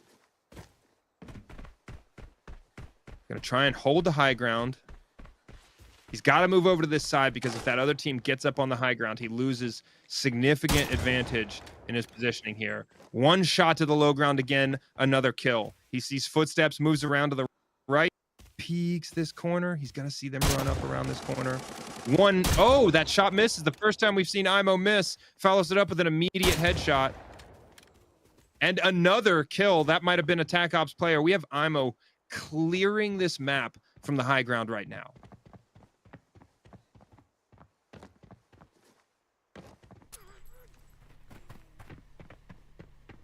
Sonho back in the game, continuing to rack up the kills.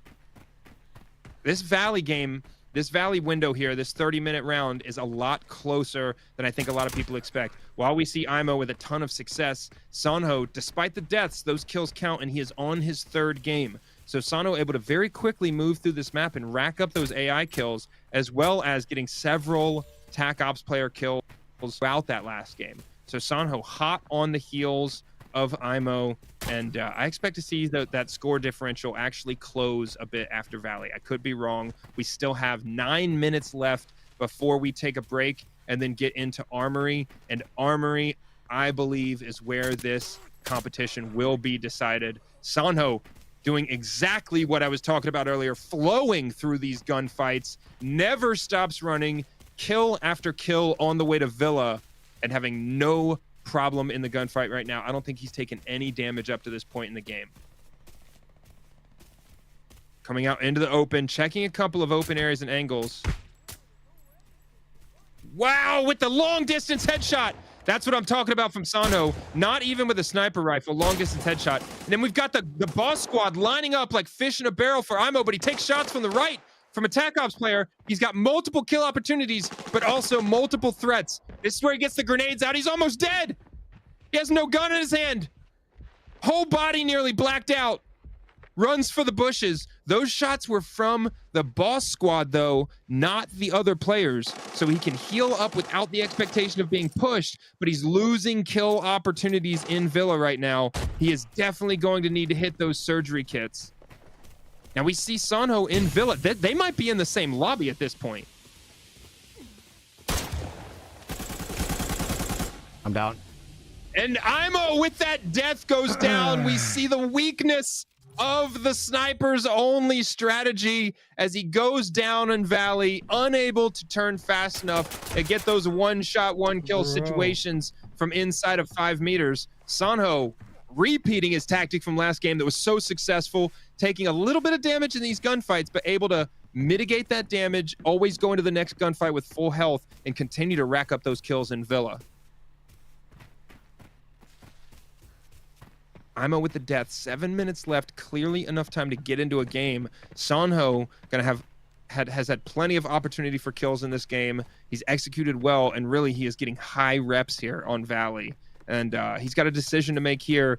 Does he run for the extraction, or does he maximize his kill opportunities on this map? He sees gunshots in the distance towards the northeast, and really this is an opportunity to head to an extraction and maybe reset, but also continue to get kills on the way there.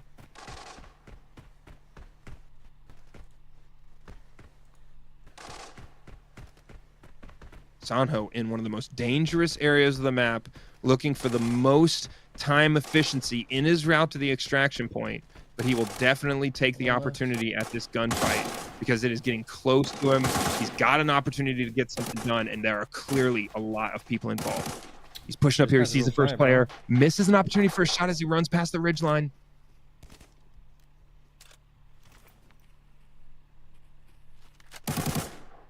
Out in the open, but not making any too much noise, not drawing a lot of attention to himself. Gonna try and take these players on one by one. Not concerned about his death here, more concerned about the opportunity for the gunfight. He sees the footsteps. He's gonna have the opportunity here. Downs the first player, and then is killed by the second. Sonho, 5.5 minutes left. He's going to have an opportunity to get into another game here. I cannot disagree too much with his tactic. You've got to run for those gunfights. And even though he dies there, if he actually killed that player versus just downing him, that is another 5 points on the total. 6 eliminations in that game, slowly but surely getting the reps in, getting kills in every game. 8 eliminations, excuse me. So Sonho continuing to move forward here, and Imow queuing up for what will be his last game in this 30-minute window on Valley. 5 minutes left now. These guys rushing to maximize their kill numbers as much as they possibly can.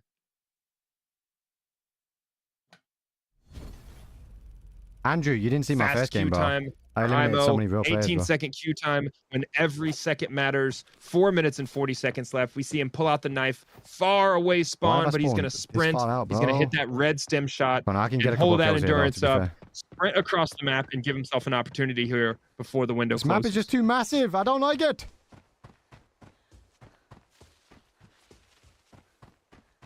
Three minutes left.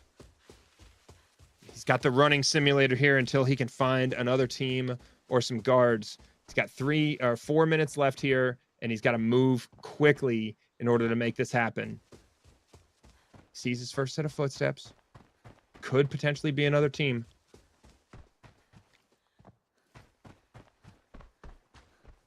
Carefully checking this elevation. Sees the guard running away, shoots him in the back, 1 shot, 1 kill, continues to run across the map.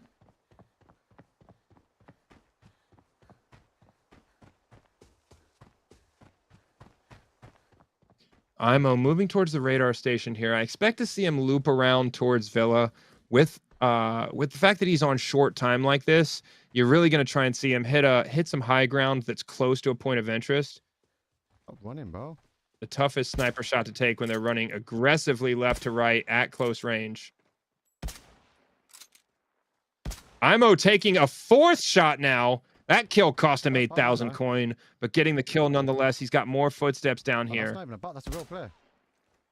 Oh, that's a real player. That's a 5-point kill, and he's got teammates here on the map. When a player's only downed if they're part of a boss squad or if they're attack ops player with teammates on the map. And so he knows there's some more kill opportunities here coming up because that player went down and required 4 shots to kill. This dude's So that guy's got some teammates on the map. He's going to look at where he came from and potentially really have a chance to run up the score here if he's able to down a whole team. Less than 3 minutes left in this round.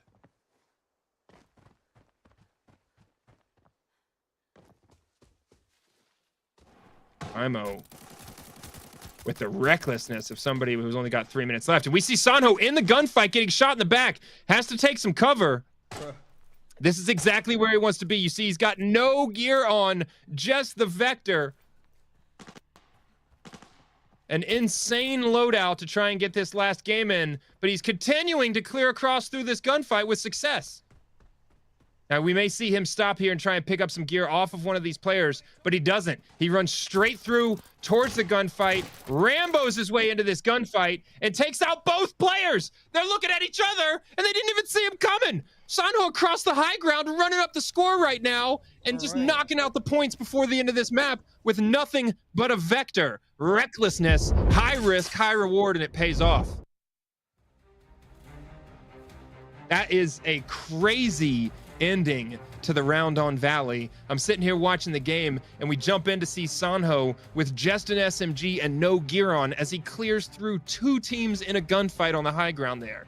So, I at this point have no idea what the score is going to be as we round up the end of this round. We're going to see some official scoring come through in a minute, but Valley, we see these players learning from their first round on Farmland, immediately transitioning into strategies that maximize their time on the map, that maximize their opportunity at gunfights. And we saw both players getting in multiple games in the 30-minute window. So I'm excited to see what that score breakdown looks like. Still 2 very different strategies, and then the most reckless strategy we've seen so far, Sonho just dive bombing in to the gunfight there with the Vector in his last game and finding some serious success in his kill numbers in the process. So we're going to see these scores as they're being calculated right now, and we should be able to see the scores, see the recap, and then we'll move into our 10-minute break. Now, Armory, as you know, requires quite a bit more preparation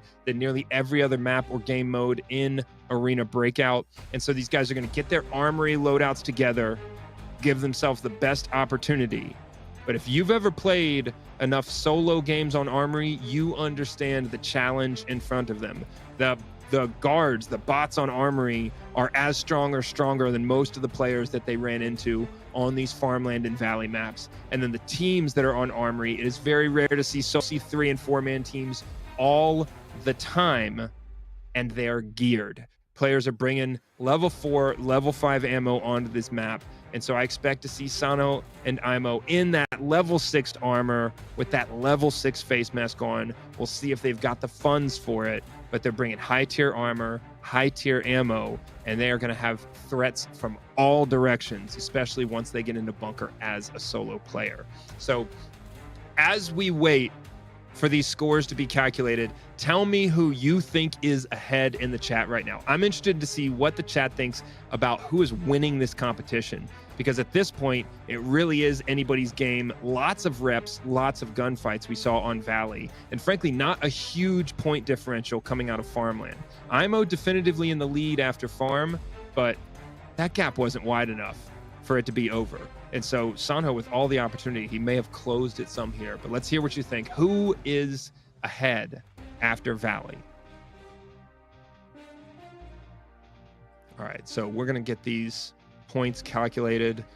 You know, frankly, if I'm going into Armory right now, I'm putting on an IND 70 helmet. I'm putting on a level 6 armored rig with the arm cover, that samurai looking kit. And I am bringing in all of the stem shots, all of the high tier meds, and at a minimum, the best gun I can find with level 5 ammo. And yeah, that's going to be $1 million loadout. But in this competition, in this format, where the loadout value, there's no restriction on it at all, and you're going in solo, I think you got to go in like a juggernaut to really increase the likelihood of success.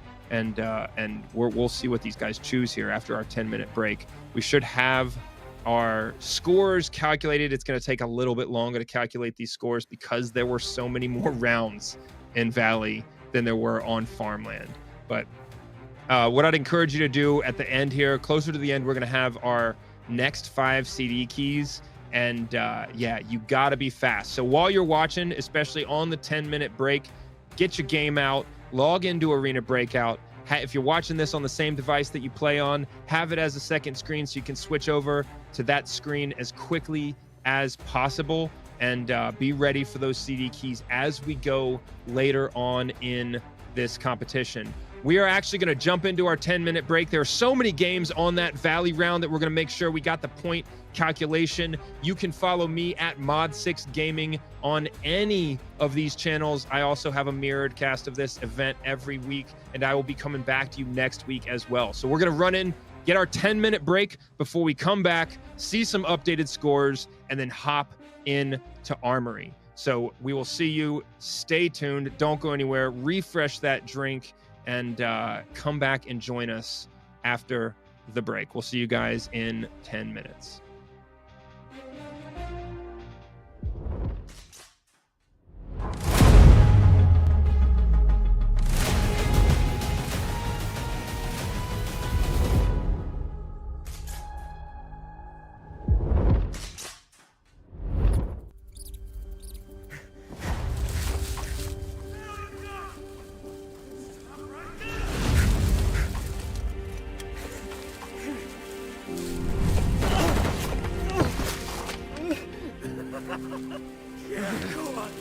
Don't waste your breath. Shit.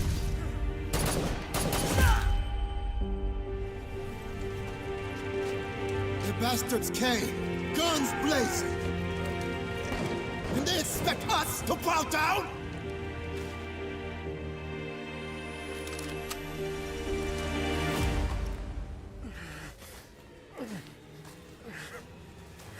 This? What you're fighting for?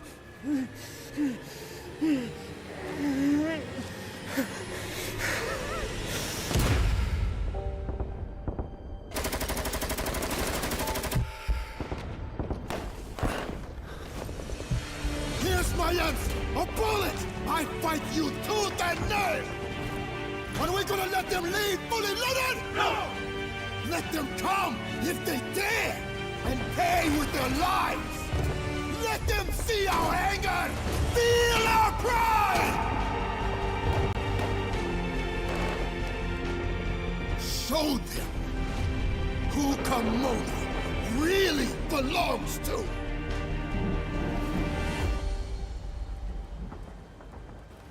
I will fight for her until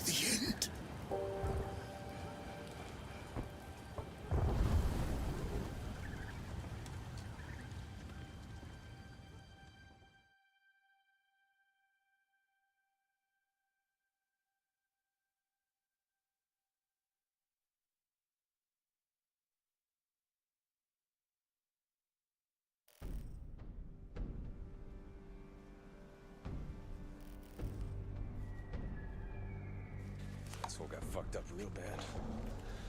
Hey, boss. Check this out. Let me see that. Body's so warm. They might be close. Nice optics. Extraction point's 2 clicks ahead. Let's go, ladies.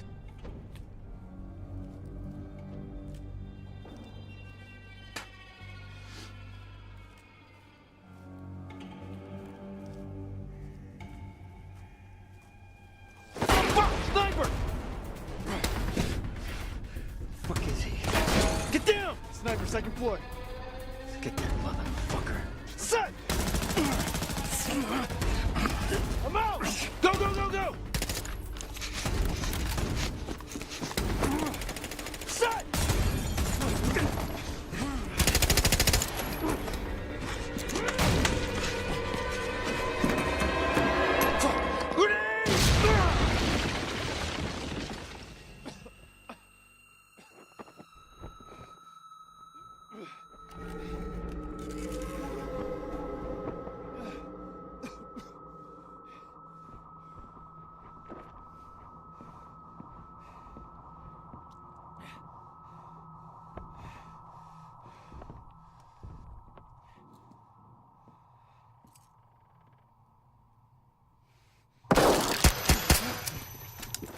Fuck! Oh shit, that was close.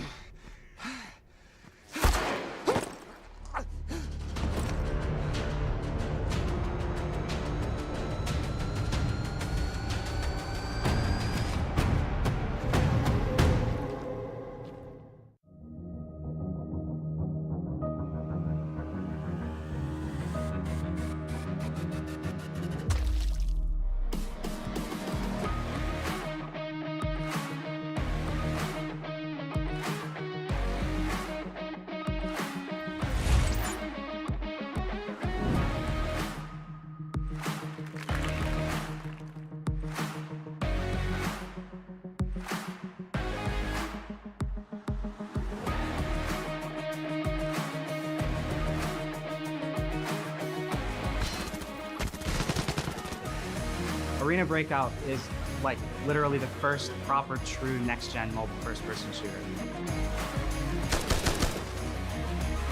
Just overall, there's a lot of customability and just uniqueness that, like I said, we haven't seen in other types of shooters before.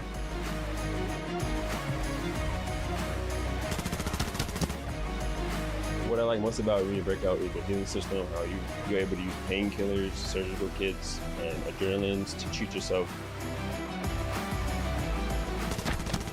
I'm an ex-military soldier, so being in that mindset again feels absolutely amazing.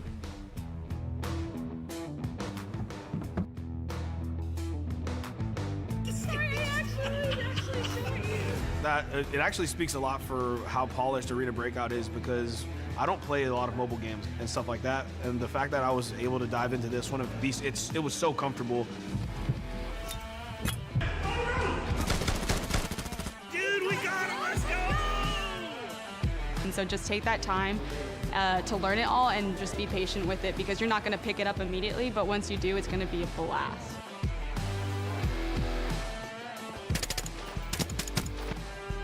Just go and play the game. You will die a lot, but that's how you learn things. Take it a little bit slower than you would the other games, because, like I said, it's high risk, high reward.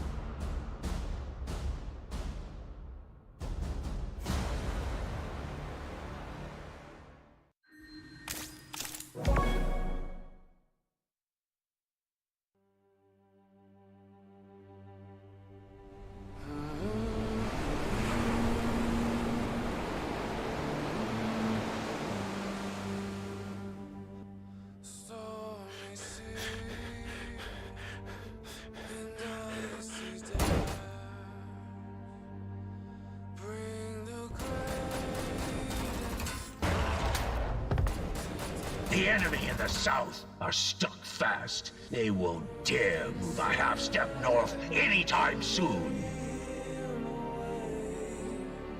They pissed all over our sacrifice. So many of our brothers gone. Even our warship, the King, who fought with us through hell or high water. Scuttled, shredded, rotting at the bottom of the sea.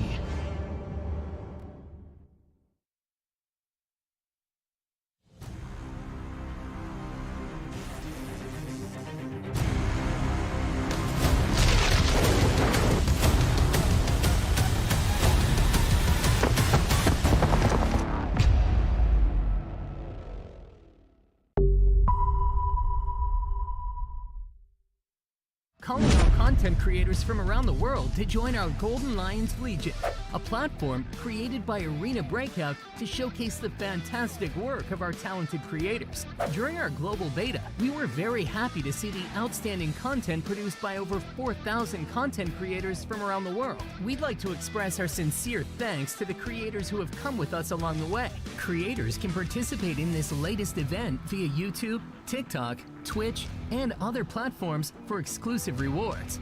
You might be wondering, what exactly is the Golden Lions Legion? Breaking out of the Dark Zone with a pile of gold is not just an in-game objective, but a very real opportunity for our content creators.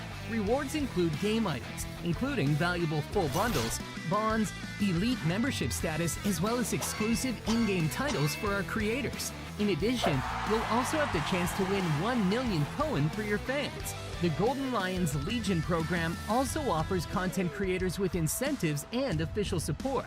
The incentive structure includes rewards for content submissions and views and likes. Content submission rewards take the form of cash, and the more followers or fans you have on a single platform, the greater your rewards. View and like rewards are based on the number of views and likes you get on your content. You'll also receive official support along the way, like bond giveaways to help boost traffic and view counts. This means that you can be an emerging star or even a mega celebrity with the Golden Lions Legion program.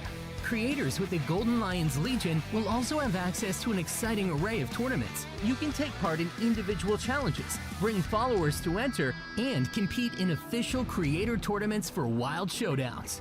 Join the Golden Lions Legion today and break out of the Dark Zone with a pile of gold.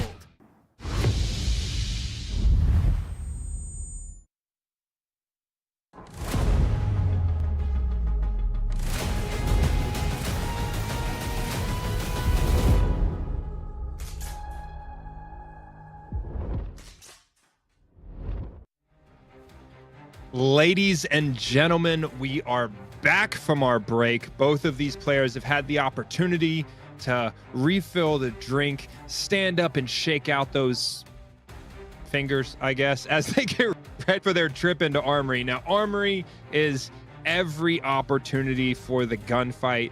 I get excited about it. I am mod 6. I have that all of that real world tactical and combat experience. And so this is what gets me excited about games that are this realistic. We are looking at the recap from Valley here, and this is what I thought. So Sonho with more kills, 2 more kills than Imow, and more tactical ops player kills. Sonho closing the distance now by 14 points with 56 total points on Valley. Imow with 30 kills and 42 total points. Imow super consistent up to this point, but Sonho able to reel him in a little bit with that Valley game. And excited about what they're able to do getting into Armory, what these tactics are going to be. And this is going to be our recap from Valley. We see Imow with that buttery smooth 1 shot, 1 kill, headshots all the way. We've got Imow with the reputation for that buttery smooth aim. And then Sonho constantly putting himself in dangerous positions. But that's what it took for him to win that kill differential on this map.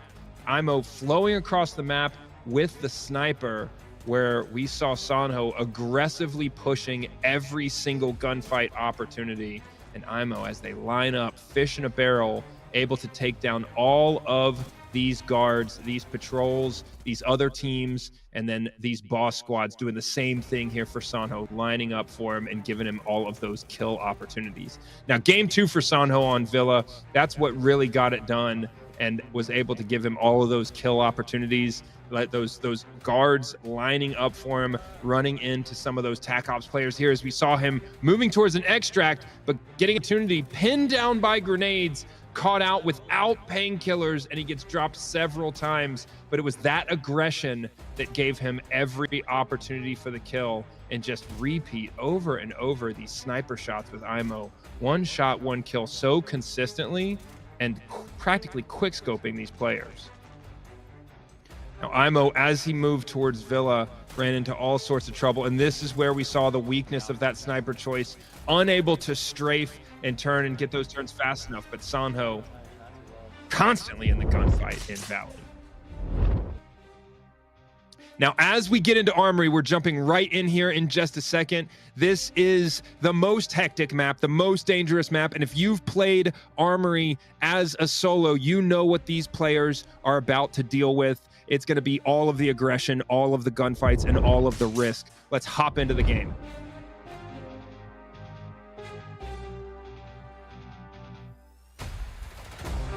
Armory again presenting lots of elevation change, not quite the same high ground opportunities as Valley because there's not as much open area, but this map is so much more dense with guards, with those bots and other players. Imow, again, one shot, one kill with the sniper, sticks with the exact same tactic. If he was going to switch any tactics at any point during this matchup, I would have expected to switch his gun choice for Armory, but he did not. So confident, sticking with the sniper. Now you notice he does have that closer range optic on top of the scope. I didn't see that in previous games. Could be something that he added, knowing the threats he's going to run into at those closer and mid ranges once he gets into or near the bunker. So he's moving quickly across, checking every high ground, moving towards the sound of gunfire, but doing so pretty carefully here. This is Armory. This is dangerous, but he's got that sniper and he's had a lot of success up to this point. So it'll be interesting to see what they do with regard to clearing east and west across these maps, as the guards, you know, they're prevalent. They're in every single built up area. I'm not gonna lie. And they offer a point per kill. And so as he moves through some of these points of interest, we may see, you know, opportunities for 5 and 6 points in every single point of interest. But look at this angle that he's got just over the fence, zooming all the way in, looking for those headshot opportunities and not finding any so far.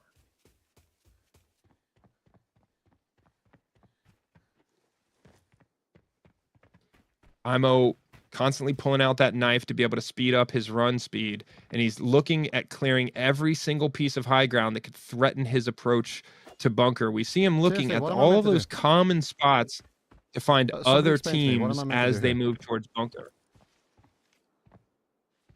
Questioning what he needs to do. Looking like he's at a point of indecision. Decides to rotate all the way around. That's what we kind of expected. Sonho in the bunker already. Or possibly, no, not in the bunker. We're going to have to see where he's at here.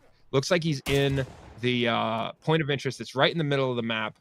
Imow moving towards bunker here.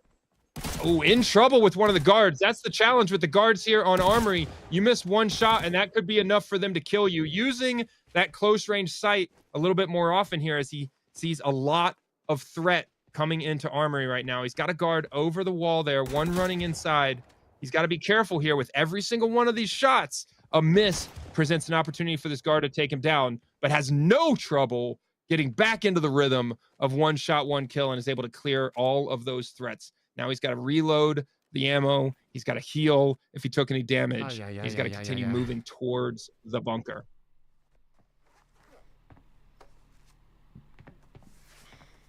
Sonho now with bodies in front of him, healing up. This is exactly what we expected from Armory, is a gunfight at every turn. He's got his mag full, and we see Sonho switching guns pretty constantly throughout this event. In contrast to Imow, I think he's on his 4th or 5th gun model throughout this event. running in with an AK-74 in, carrying an FAL in the secondary slot right now. He sees that footsteps indicator. He hears those footsteps, and that may be a team that's through the hole in the wall there, trying to breach their way into bunker. This is a dangerous position here on the approach. He's got minimal cover behind that jersey barrier, and it's highly likely that he's going to get peeked from some angle here. Very carefully checking the angles. He sees 3 sets of footsteps in front of him. Not sure what of those are going to be players, those TAC Ops players, which of those could potentially be guards. Sees the grenades going through. He is walking his way right into a situation where there will be players all around him, slow walking very carefully, trying not to tip these players off. Now he's going to get... Oh, and we see Imow with the quick scope. It's hard to choose which player to watch at this point because there's so much action consistently here on Armory. Imow pulling the lever. He's going to have some time to wait, but now we go back to Sonho, who is right in the middle of this fight. Footsteps in all directions, slowly peeking these corners. This level of patience is difficult to maintain in a game like this, but absolutely essential to his success. And he comes right around the corner. Impossibly close with that weapon zoomed in. Sonho takes shots to the face, and he's out of this game, but he got kills in his first Armory game. He's got an opportunity to reset. 22 minutes left in this window, but yeah, that situation where all of a sudden an opponent completes up your optic as you're moving slow and zoomed in will make you jump out of the chair. Imow now in a similar situation to what Sonho found himself in. Never sees who shot him. As he peeked the corner, just takes a bunch of damage. Gonna get those heals in. He's got one arm blacked out. He knows he's got players outside, potentially pushing him. Not sure if those are players or bots. He's gonna very carefully peek this. He's checking the high ground. Thinks they're shooting at him from some pretty significant distance. I did not see what he's taking shots at right now. He does have to worry about guards behind him. Once those doors are all the way open, those guards will pressure from any potential angle. And he takes the guard out in the tower. Potentially another player. That one's going to be a hard one to tell. But those one-shot, one-kill opportunities with the sniper, essential that his accuracy remains high, because at these closer ranges, the penalty is severe for missed shots, especially, what do you see, 8, 9, 10 guards' footsteps at this point? You miss a shot, and you take far too much damage with this weapon choice.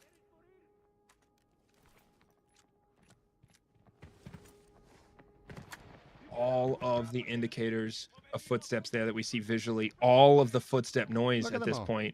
And he's got 20 seconds before that circuit breaker is available. And so he's got limited opportunity for kills, has to wait for that. But as soon as that opens up, he's going to have all of the guards to deal with. Look at those guns. Look at the guns poking through the door there. We've got guards galore on the other side of this door. Absolutely insane. What in the world? This is insane, what we're about to see. The door pushes them out of the way and they shut it. How's he going to navigate this? This is absolutely ridiculous. He's stuck with the door. All the guards are so eager. He's going to have to keep opening the door and looking for single shot kills. A ridiculous situation. I've never seen a shooting fish in a barrel situation like this. If he could only have a couple of grenades, he would be free, but he goes down. The guards finally don't close the door behind him, and a whole group of guards pushes out. All he has is the sniper.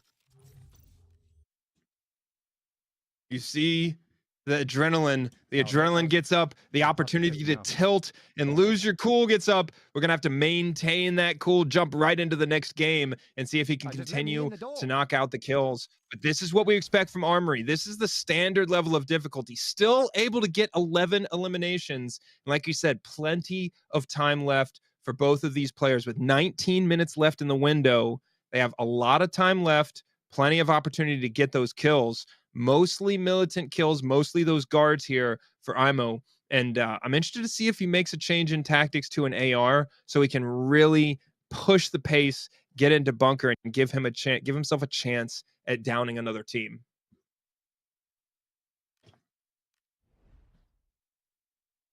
Now, with 11 kills there, listen, Imow's I got am some not decisions to make, and it looks like putting we on that might see... Oh, nope, he's going to build that exact same sniper rifle. So, sticking with that sniper rifle with the close-in scope as well as the long-range scope. But we see Sonho, again, consistently changing up the guns, but running from AR to AR at this point, looking for opportunities to really maximize his opportunity for those close and mid-range kills as the tactic. Choosing an M4 with the drum mag and a 1x sight for his next match in Armory. 18 minutes left in this matchup, catching both players in between games.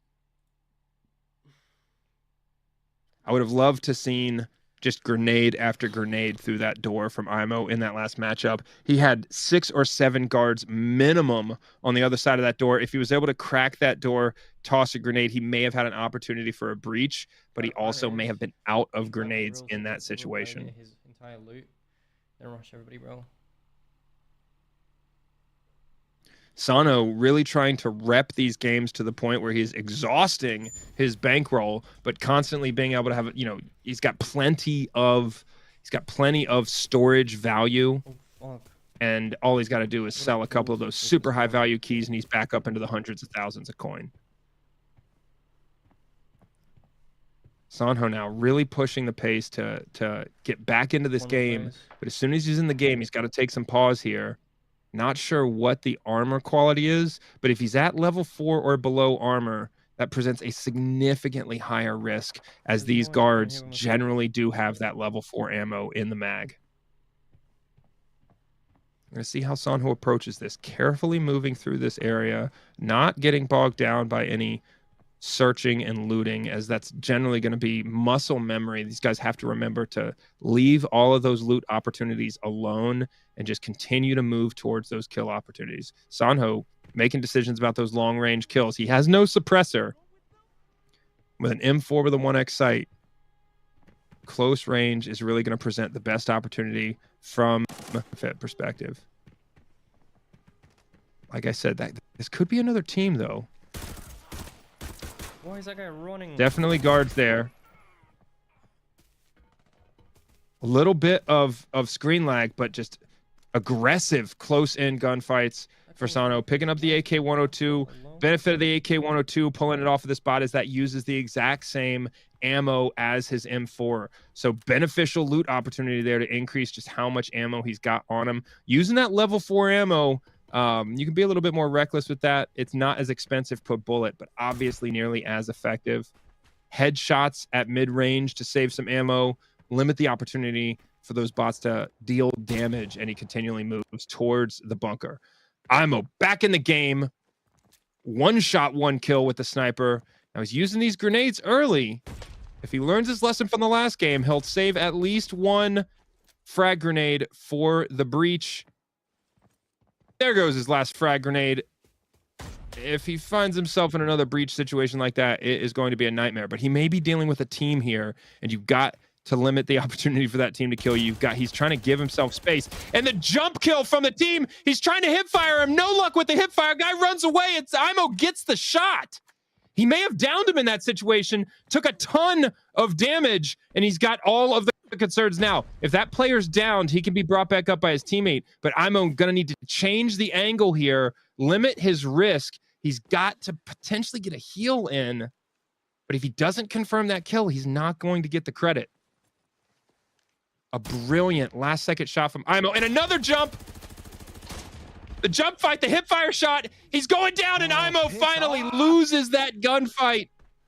So close, able to get a couple of those hits, but only on the legs, blacking out the enemy's legs, breaking those legs, not enough to get the kill. And Imow forced to reset once again, potentially by another one of those snipers, as we see Sonho moving more carefully through the map, clearing this central building. He knows that he's got guards up above him. Those footsteps equal opportunity. Downs the first guard. Got footsteps below him at this point. They may be out front. Has the opportunity to hop down. And immediately gets surprised around the corner by a guard. Handles it nicely. Takes a broken arm, but the hip fire effective. Sonho continuing to stack up those kills. as he carefully moves from north to south on Armory. Sees that footsteps indicator, hears those footsteps. And remember, his gun is not suppressed, and so he may just be attracting attention from other teams on the map, but he's going to take up this corner position, give himself an advantage here, put those painkillers in, and continue to heal up.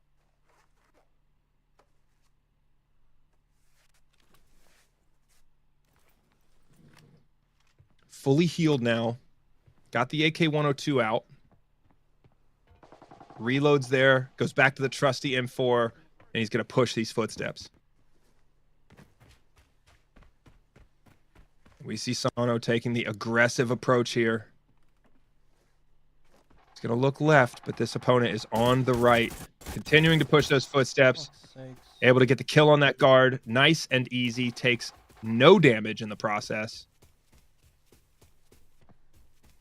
He turns back south toward bunker. There's a gunfight at bunker. It's clear another team is attempting to make their breach on bunker, which presents another opportunity for Sonho. He's got a high ground perspective, but what he doesn't have is a weapon with some magnification. Now, if he jumps down here, he's got the risk of breaking his legs. He's going to need to be careful. Hit that shelf.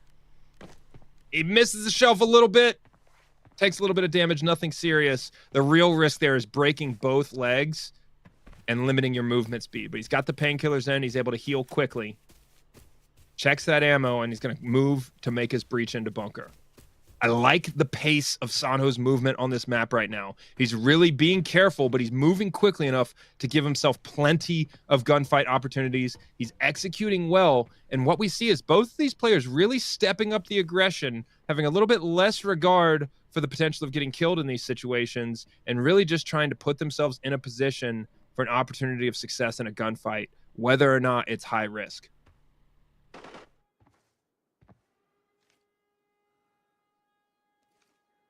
Imow back in the game. Back in the game with the sniper. Sees, and that is not a guard. So he sees a second one run down from the second floor there. He's going to close the distance and pick up a good position here to limit. You see him wrapping to the south, limit their opportunity. He knows they're going to move towards bunker eventually. He's going to hold this entrance with some vehicle cover and give himself an opportunity here for the kill. They can see each other's footsteps here. He knows these players are either on the other side of the building or on the inside. He sees them run across there. Potentially some bots here, but definitely a team that was running down from the second floor as he approached this point of interest. Imow quick to use those grenades, sees the footsteps, continues to throw to the right. This may be an effort to push this team to the left or push them outside. Breaks or damages himself with those grenades and those deflections, but really trying to put a lot of pressure on this team. Takes out a bot.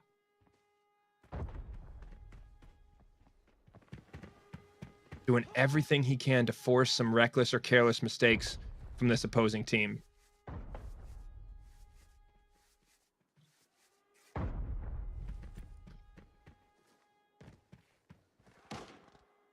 Now he can see all of these footsteps, but it's understandable the hesitation to push given how dangerous this map is, but also given his weapon choice. Sees another bot run across the open area there. I'm really hoping for this through the window shot on that vehicle in the inside. He's constantly seeing those footsteps, but Sonho now into bunker. And Imow goes down again, unable to address that team at gas station. It's Darren with the kill. 2 minutes and 25 seconds. I mean, Imow with, like, he clearly has enough time to get in additional games. But this has got to be crushing his bankroll. You see the updated scores here. Imow at 105, Sonho at 93. This is anyone's game with 9.5 minutes left. All it takes is one team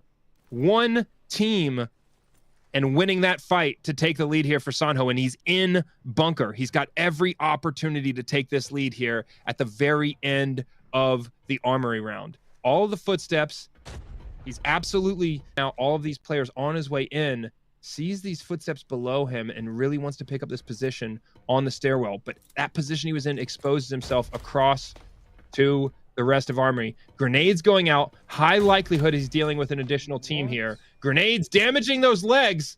We've got a team pushing him. Picks up a position. If he can get 2 or 3 kills, even if he dies here, it's a huge advantage. This team has wasted a ton of grenades without causing a lot of damage to Sonho. I think he's in a huge advantage here.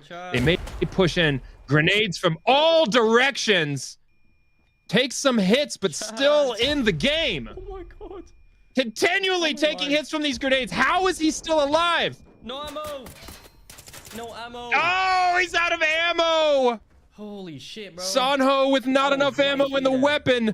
He somehow survives a hailstorm of grenades outside of the red room and Armory, but unable to finish the kill as they finally push in. Low ammo in the mag. The resilience is incredible. Again, 8 minutes left in this round. Enough time for Sonho to hop back in another game. And so expect to see those kills continue to go up. But Imow resetting as well. Both of these players racing to get into another game. Only 12 points between them.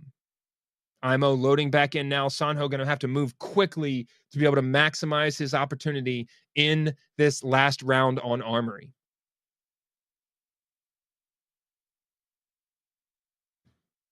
All right, this one's my last game, I think, guys. 9 minutes. Queue time, a serious factor here. 30 seconds burned in the queue. Imow now loading in to what is likely to be his final Armory game, although his last one was 2 minutes and 25 seconds. So this guy, with his aggression, has a knack for repping these games, yet not necessarily extracting from them. So an absolute sprint. Great spawn near the bunker here. An opportunity to run straight for this hole in the wall. Footsteps in all directions because none of these guards have been taken out. He's going to immediately pull that lever and then jump in here for this overlook. He's got an opportunity to throw grenades, get kills before he even breaches.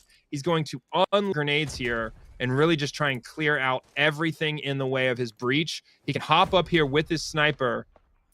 Look at all those grenades going out. Imow not joking around here. How many grenades has he thrown at this point? It's just grenade after grenade. He's serious lessons on the breach. We saw him try and breach with a bunch of guards in the way without grenades earlier. A lesson learned and bodies everywhere as Imow empties the kit of all explosives. Now he's going to go around and check on this door, but he's got to look behind him. Look at him stack up these kills already. 6 minutes left in this round. Sonho is going to be in an all-out race for bunker when he gets back into this game. Imow able to move through the door at this point, very quickly clearing corners. Looking to camp the hole in the wall for potential teams that push in. This is a really, really difficult angle to deal with.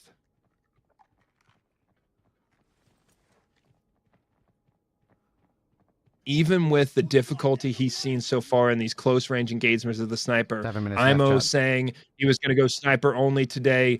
A man of his word, making this work as well as possible. He's got some decisions to make here with only about 5 minutes left in the game. Does he continue to push forward into the next room, or does he wait for the potential of a team to push that hole in the wall? He may be waiting on the door timer at this point.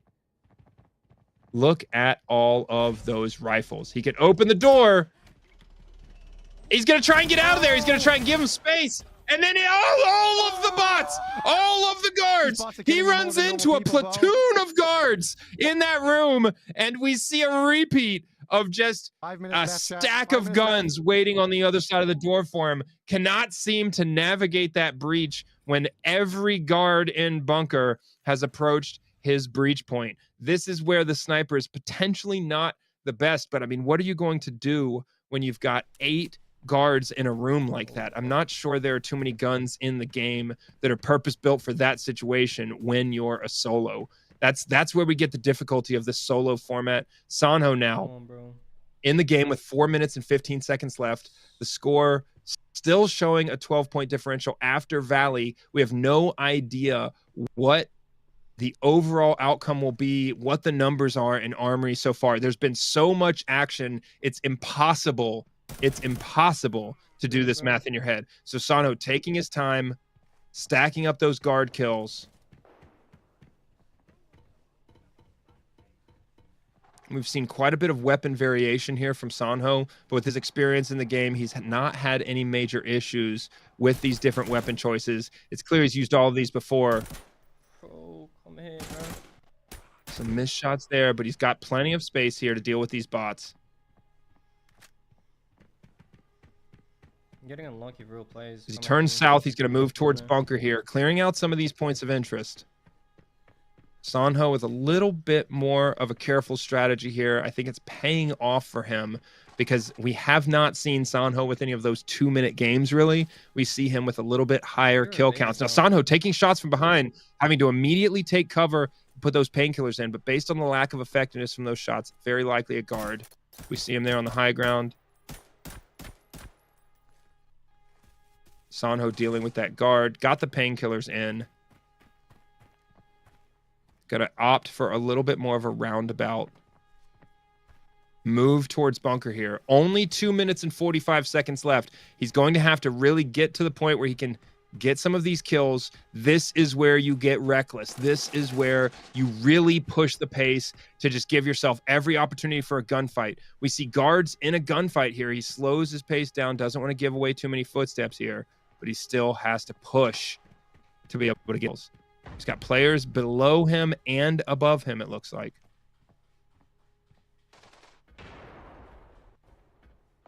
Does not look like he has nades on board. These stairwells are perfect opportunities for grenades. He pushes down, doesn't see any more footsteps, pushes out the front. Extremely aggressive movement here from Sonho, looking for every gunfight opportunity. We have dead guards on the inside.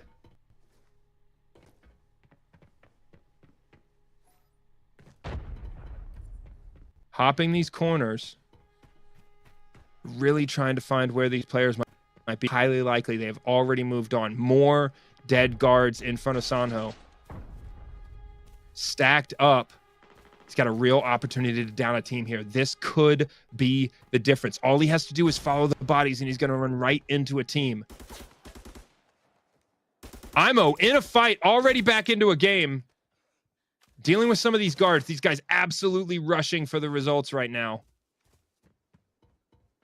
1 minute and 15 seconds left. Remember, they have to get off the map somehow, whether they die, whether they extract. If they're stuck on the map at the end of the round, it is not going to work. So these guys are definitely going to have to pay attention to the timer and make sure that their last game kills count.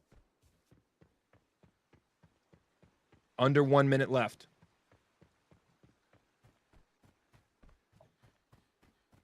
Down to the wire in this competition. 45 seconds left. Throwing on some heals. Imow going to have to make some decisions very, very quickly here. This is anyone's game. Only a 12-point differential going into this final round. And Imow finally making the decision to change away from the sniper rifle. And really, I don't think this is a break in the sniper's only integrity of Imow. I think this is the final minute and a half. Same thing we saw from Sonho in the last game, where he just switched to an SMG and tried to burn through some kill opportunities in the final seconds. Imow likely going to hop down here and get these kills in, but he's going to have to get off of this map here in the final seconds. We see Imow and maybe not getting off the map in time for these final kills to count. We're going to cut out of this game at the end of the time limit. We're back. We're going to wait on the final score calculation. This really is anyone's game at this point. So much action in that final round on Armory. Every single time we cut away from player to player, they were in a gunfight.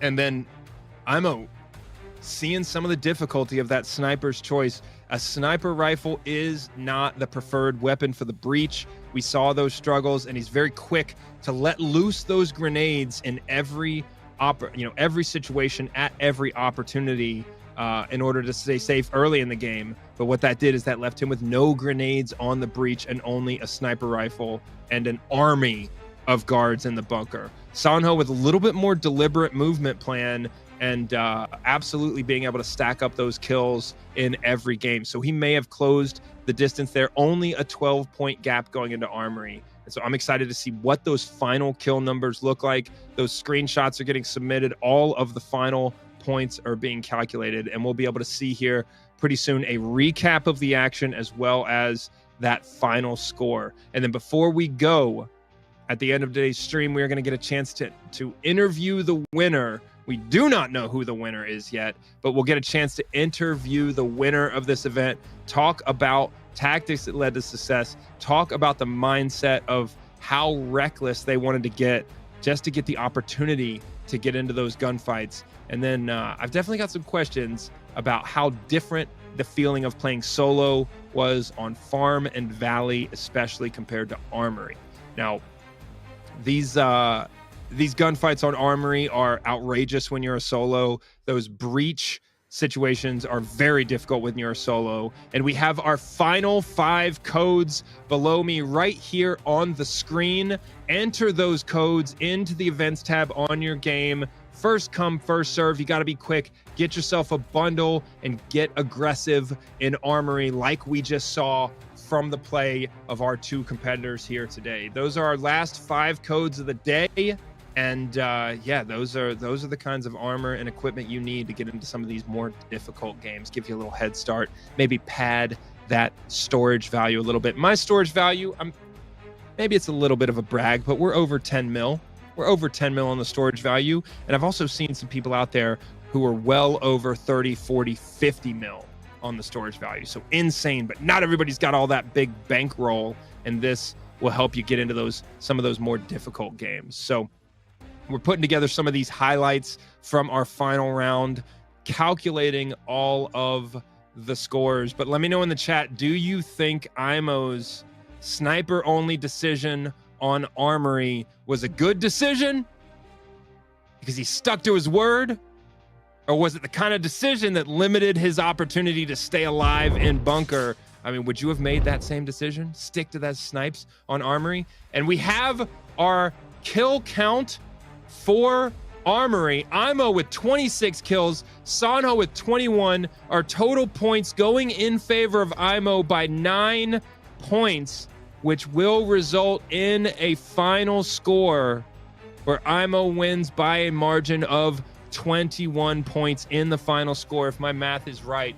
Imow, the sniper on Armory, working out in his favor. And really, what I think it came down to is that sniper gives you a chance to reach out farther across the map. You can take those guard kills. You can possibly catch a team out without exposing yourself much, but also by taking a very efficient route across the map. Huge games for Imow. We checked the recap here. Sonho consistently in the gunfight. Imow demonstrating his close range sniping abilities in these gunfights as well. And this is where we saw some of the craziness. Those guards, those other teams jumping right out in front. And here is where he wishes he had a grenade. Got some kills in this situation. But with the guards stacked up like that, he tries to get some distance from the door. They push through and shoot him in the back. Imow trying to demonstrate some hip fire proficiency here. Able to get a couple of leg shots in this gunfight, but at the end of the day, the SMG overrides the sniper rifle inside of 10 meters, and he's unable to get those kills. Here we see Sonho showing why you might want to take an AR into Armory with those close range encounters. Death after death for both players in this final round. Absolutely going for the gunfight, and Sonho in his hailstorm of grenades trying to stay in there. And we see the ammo runs out, and so does the game for Sonho. Unbelievable. Imow found himself in this situation with these guards breaching, and all of the guards in the room multiple times in a row. You see the shock on his face as he tries to deal with 5 or 6 guards, all guns pointed in his direction.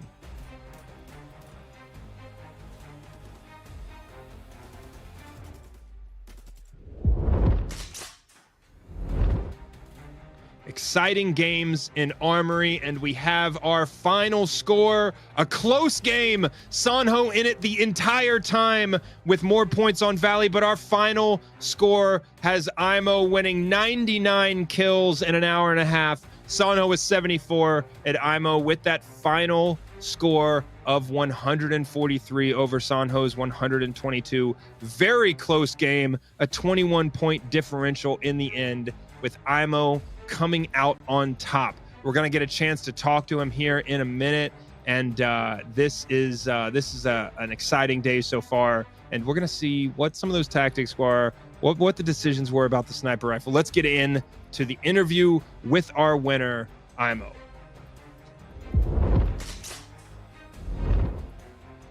Well, hello there. Imow with the big win. Snipers only today. Yes, sir. I told you, man of my word, I was not literally going to forfeit my sniper. Like, I went in there, I was super aggro. You didn't catch me once playing slow. Like, I was full on aggro, and it paid off. Yeah, we saw a couple of times the sniper, maybe not the best weapon in the breach. Oh, hell yeah. If I had a normal rifle, I could have walked away with a lot more kills than I did.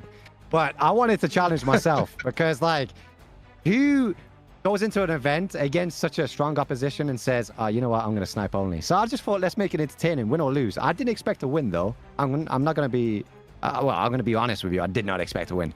But, hey, we're here. We won. So, yo, Sonho, all that trash talking you saying. Yeah, man. How does it feel developing the reputation? I saw in the chat multiple times, buttery smooth headshot accuracy. At the end of the day, I think one of the big successes, you know, how you made that sniper rifle successful is that consistent accuracy. What do you do to develop that accuracy? Give the chat some tips on how they can get headshots like Imow. I'll be real with you. I think I've only been sniping like properly in Arena Breakout for like the last week. But like I've noticed that the AX50 is overrated. It's overpriced. Don't buy it. Get the AR30. It's got the fastest ADS speed. And put the I think it's the 5 to 12x or something like that on the scope I was using. It's accurate. It's as good as you can get it. Then to practice your aim, it just takes time. Like I've been sniping in every FPS genre I can think of since I've been playing mobile. So it feels the same way. It's a little bit slower, but you get used to it. Did it take you a little while to adjust to the format, getting aggressive and kind of having a little bit more disregard for safety? Because, you know, all those kills count when you die. We saw you kind of progress towards the end there where it was just a mad dash to bunker and armory. I'll tell you what, right? So I'm going to be real with you. If you've never watched my streams before, that is literally how I play today is how I play every day. Like I get a sniper on and I push. Like for me, getting loot in this game is not worth it for me because I can just eliminate somebody that does all that hard work for me and take all their loot. So for me, this just felt natural. I enjoyed myself like fully. The last game, I think she said there was 3 minutes left when I died. And I was like, I haven't got time to build another sniper. So I chucked on like this horrendous AK. I looted off somebody yesterday. I put that on and I managed to get 2 kills with it. So I think that was a clutch moment. The last like 3 minutes of the event, got into a game and actually nearly wiped a full squad, by the way. I think it was just one more player that actually got the better of me. But hey, listen, I've had so much fun. Sonho is a great player. He hasn't been playing long. So for him to be so close to me like he was, like great respect to him. You know, he's an upcoming Arena Breakout content creator, and you are going to see him a lot more, especially with my videos as well. So make sure that you check out Sonho, guys. Awesome. Well, hey, man, congratulations on the win today. And you heard it from the man himself. You want to have success playing that aggressive run for the gunfight style. You got to play all the time like that. You got to get those reps in. And hey, maybe don't buy that AX50 sniper rifle. Hey, congratulations. Thanks for joining us on the interview. Peace. Go back there and see if we can get some more of those kills.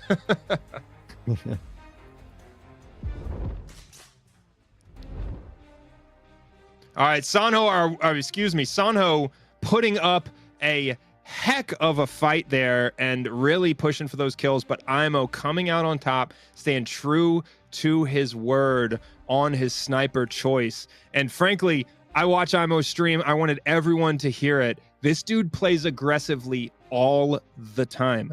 I do not see Imow stacking up and being careful with the keys, making sure he has every loot opportunity. He is just going to go after the loot from those players that he kills. So if you want to learn the aggressive play style, definitely check out Imow's channel. Sonho is absolutely one of my favorite content creators in mobile. The dude is hilarious, and he's got real skills in Arena Breakout. So expect to see more fights, more streams full of those gunfights from Sonho. Now we have this Golden Lions Legion series continues into the next several weeks. So be ready on those Saturday afternoons. Come back and see us next week. Next week, we've got our snipers only. We're going to repeat, and you're going to see how additional players handle where the situation where they have to play like Imow played today. I would advise those players next week to study Imow's game because he was so successful with that sniper today. And then after that, we've got a grenades focused format and then a shotgun only format. So really exciting formats that will showcase some of the guns, some of the play styles you don't see very often in the game, and a great opportunity to see those content creators go head to head and showcase those skills on these different maps. Again, I'm Mod6, always excited to be here to cast these Arena Breakout competitions, see these content creators, these competitors go head to head and showcase their skills. One of the best production teams in the industry, and without a doubt, the most dedicated, obsessed, attention to detail development team in a game that I've ever had the experience with. I've had a chance to meet these guys face to face. You saw the footage of Yiming-san at the range. I personally took the development team to the range in Los Angeles because they wanted to feel the recoil and feel these weapons for themselves. They're obsessed with the accuracy and the attention to detail. I love it. Get yourself into Arena Breakout, play in some of these games, and yeah, have fun, get that loot, get those kills, and we will see you again next week on the Arena Breakout Golden Lions Legion with 2 more competitors going head to head. Thanks for joining us today.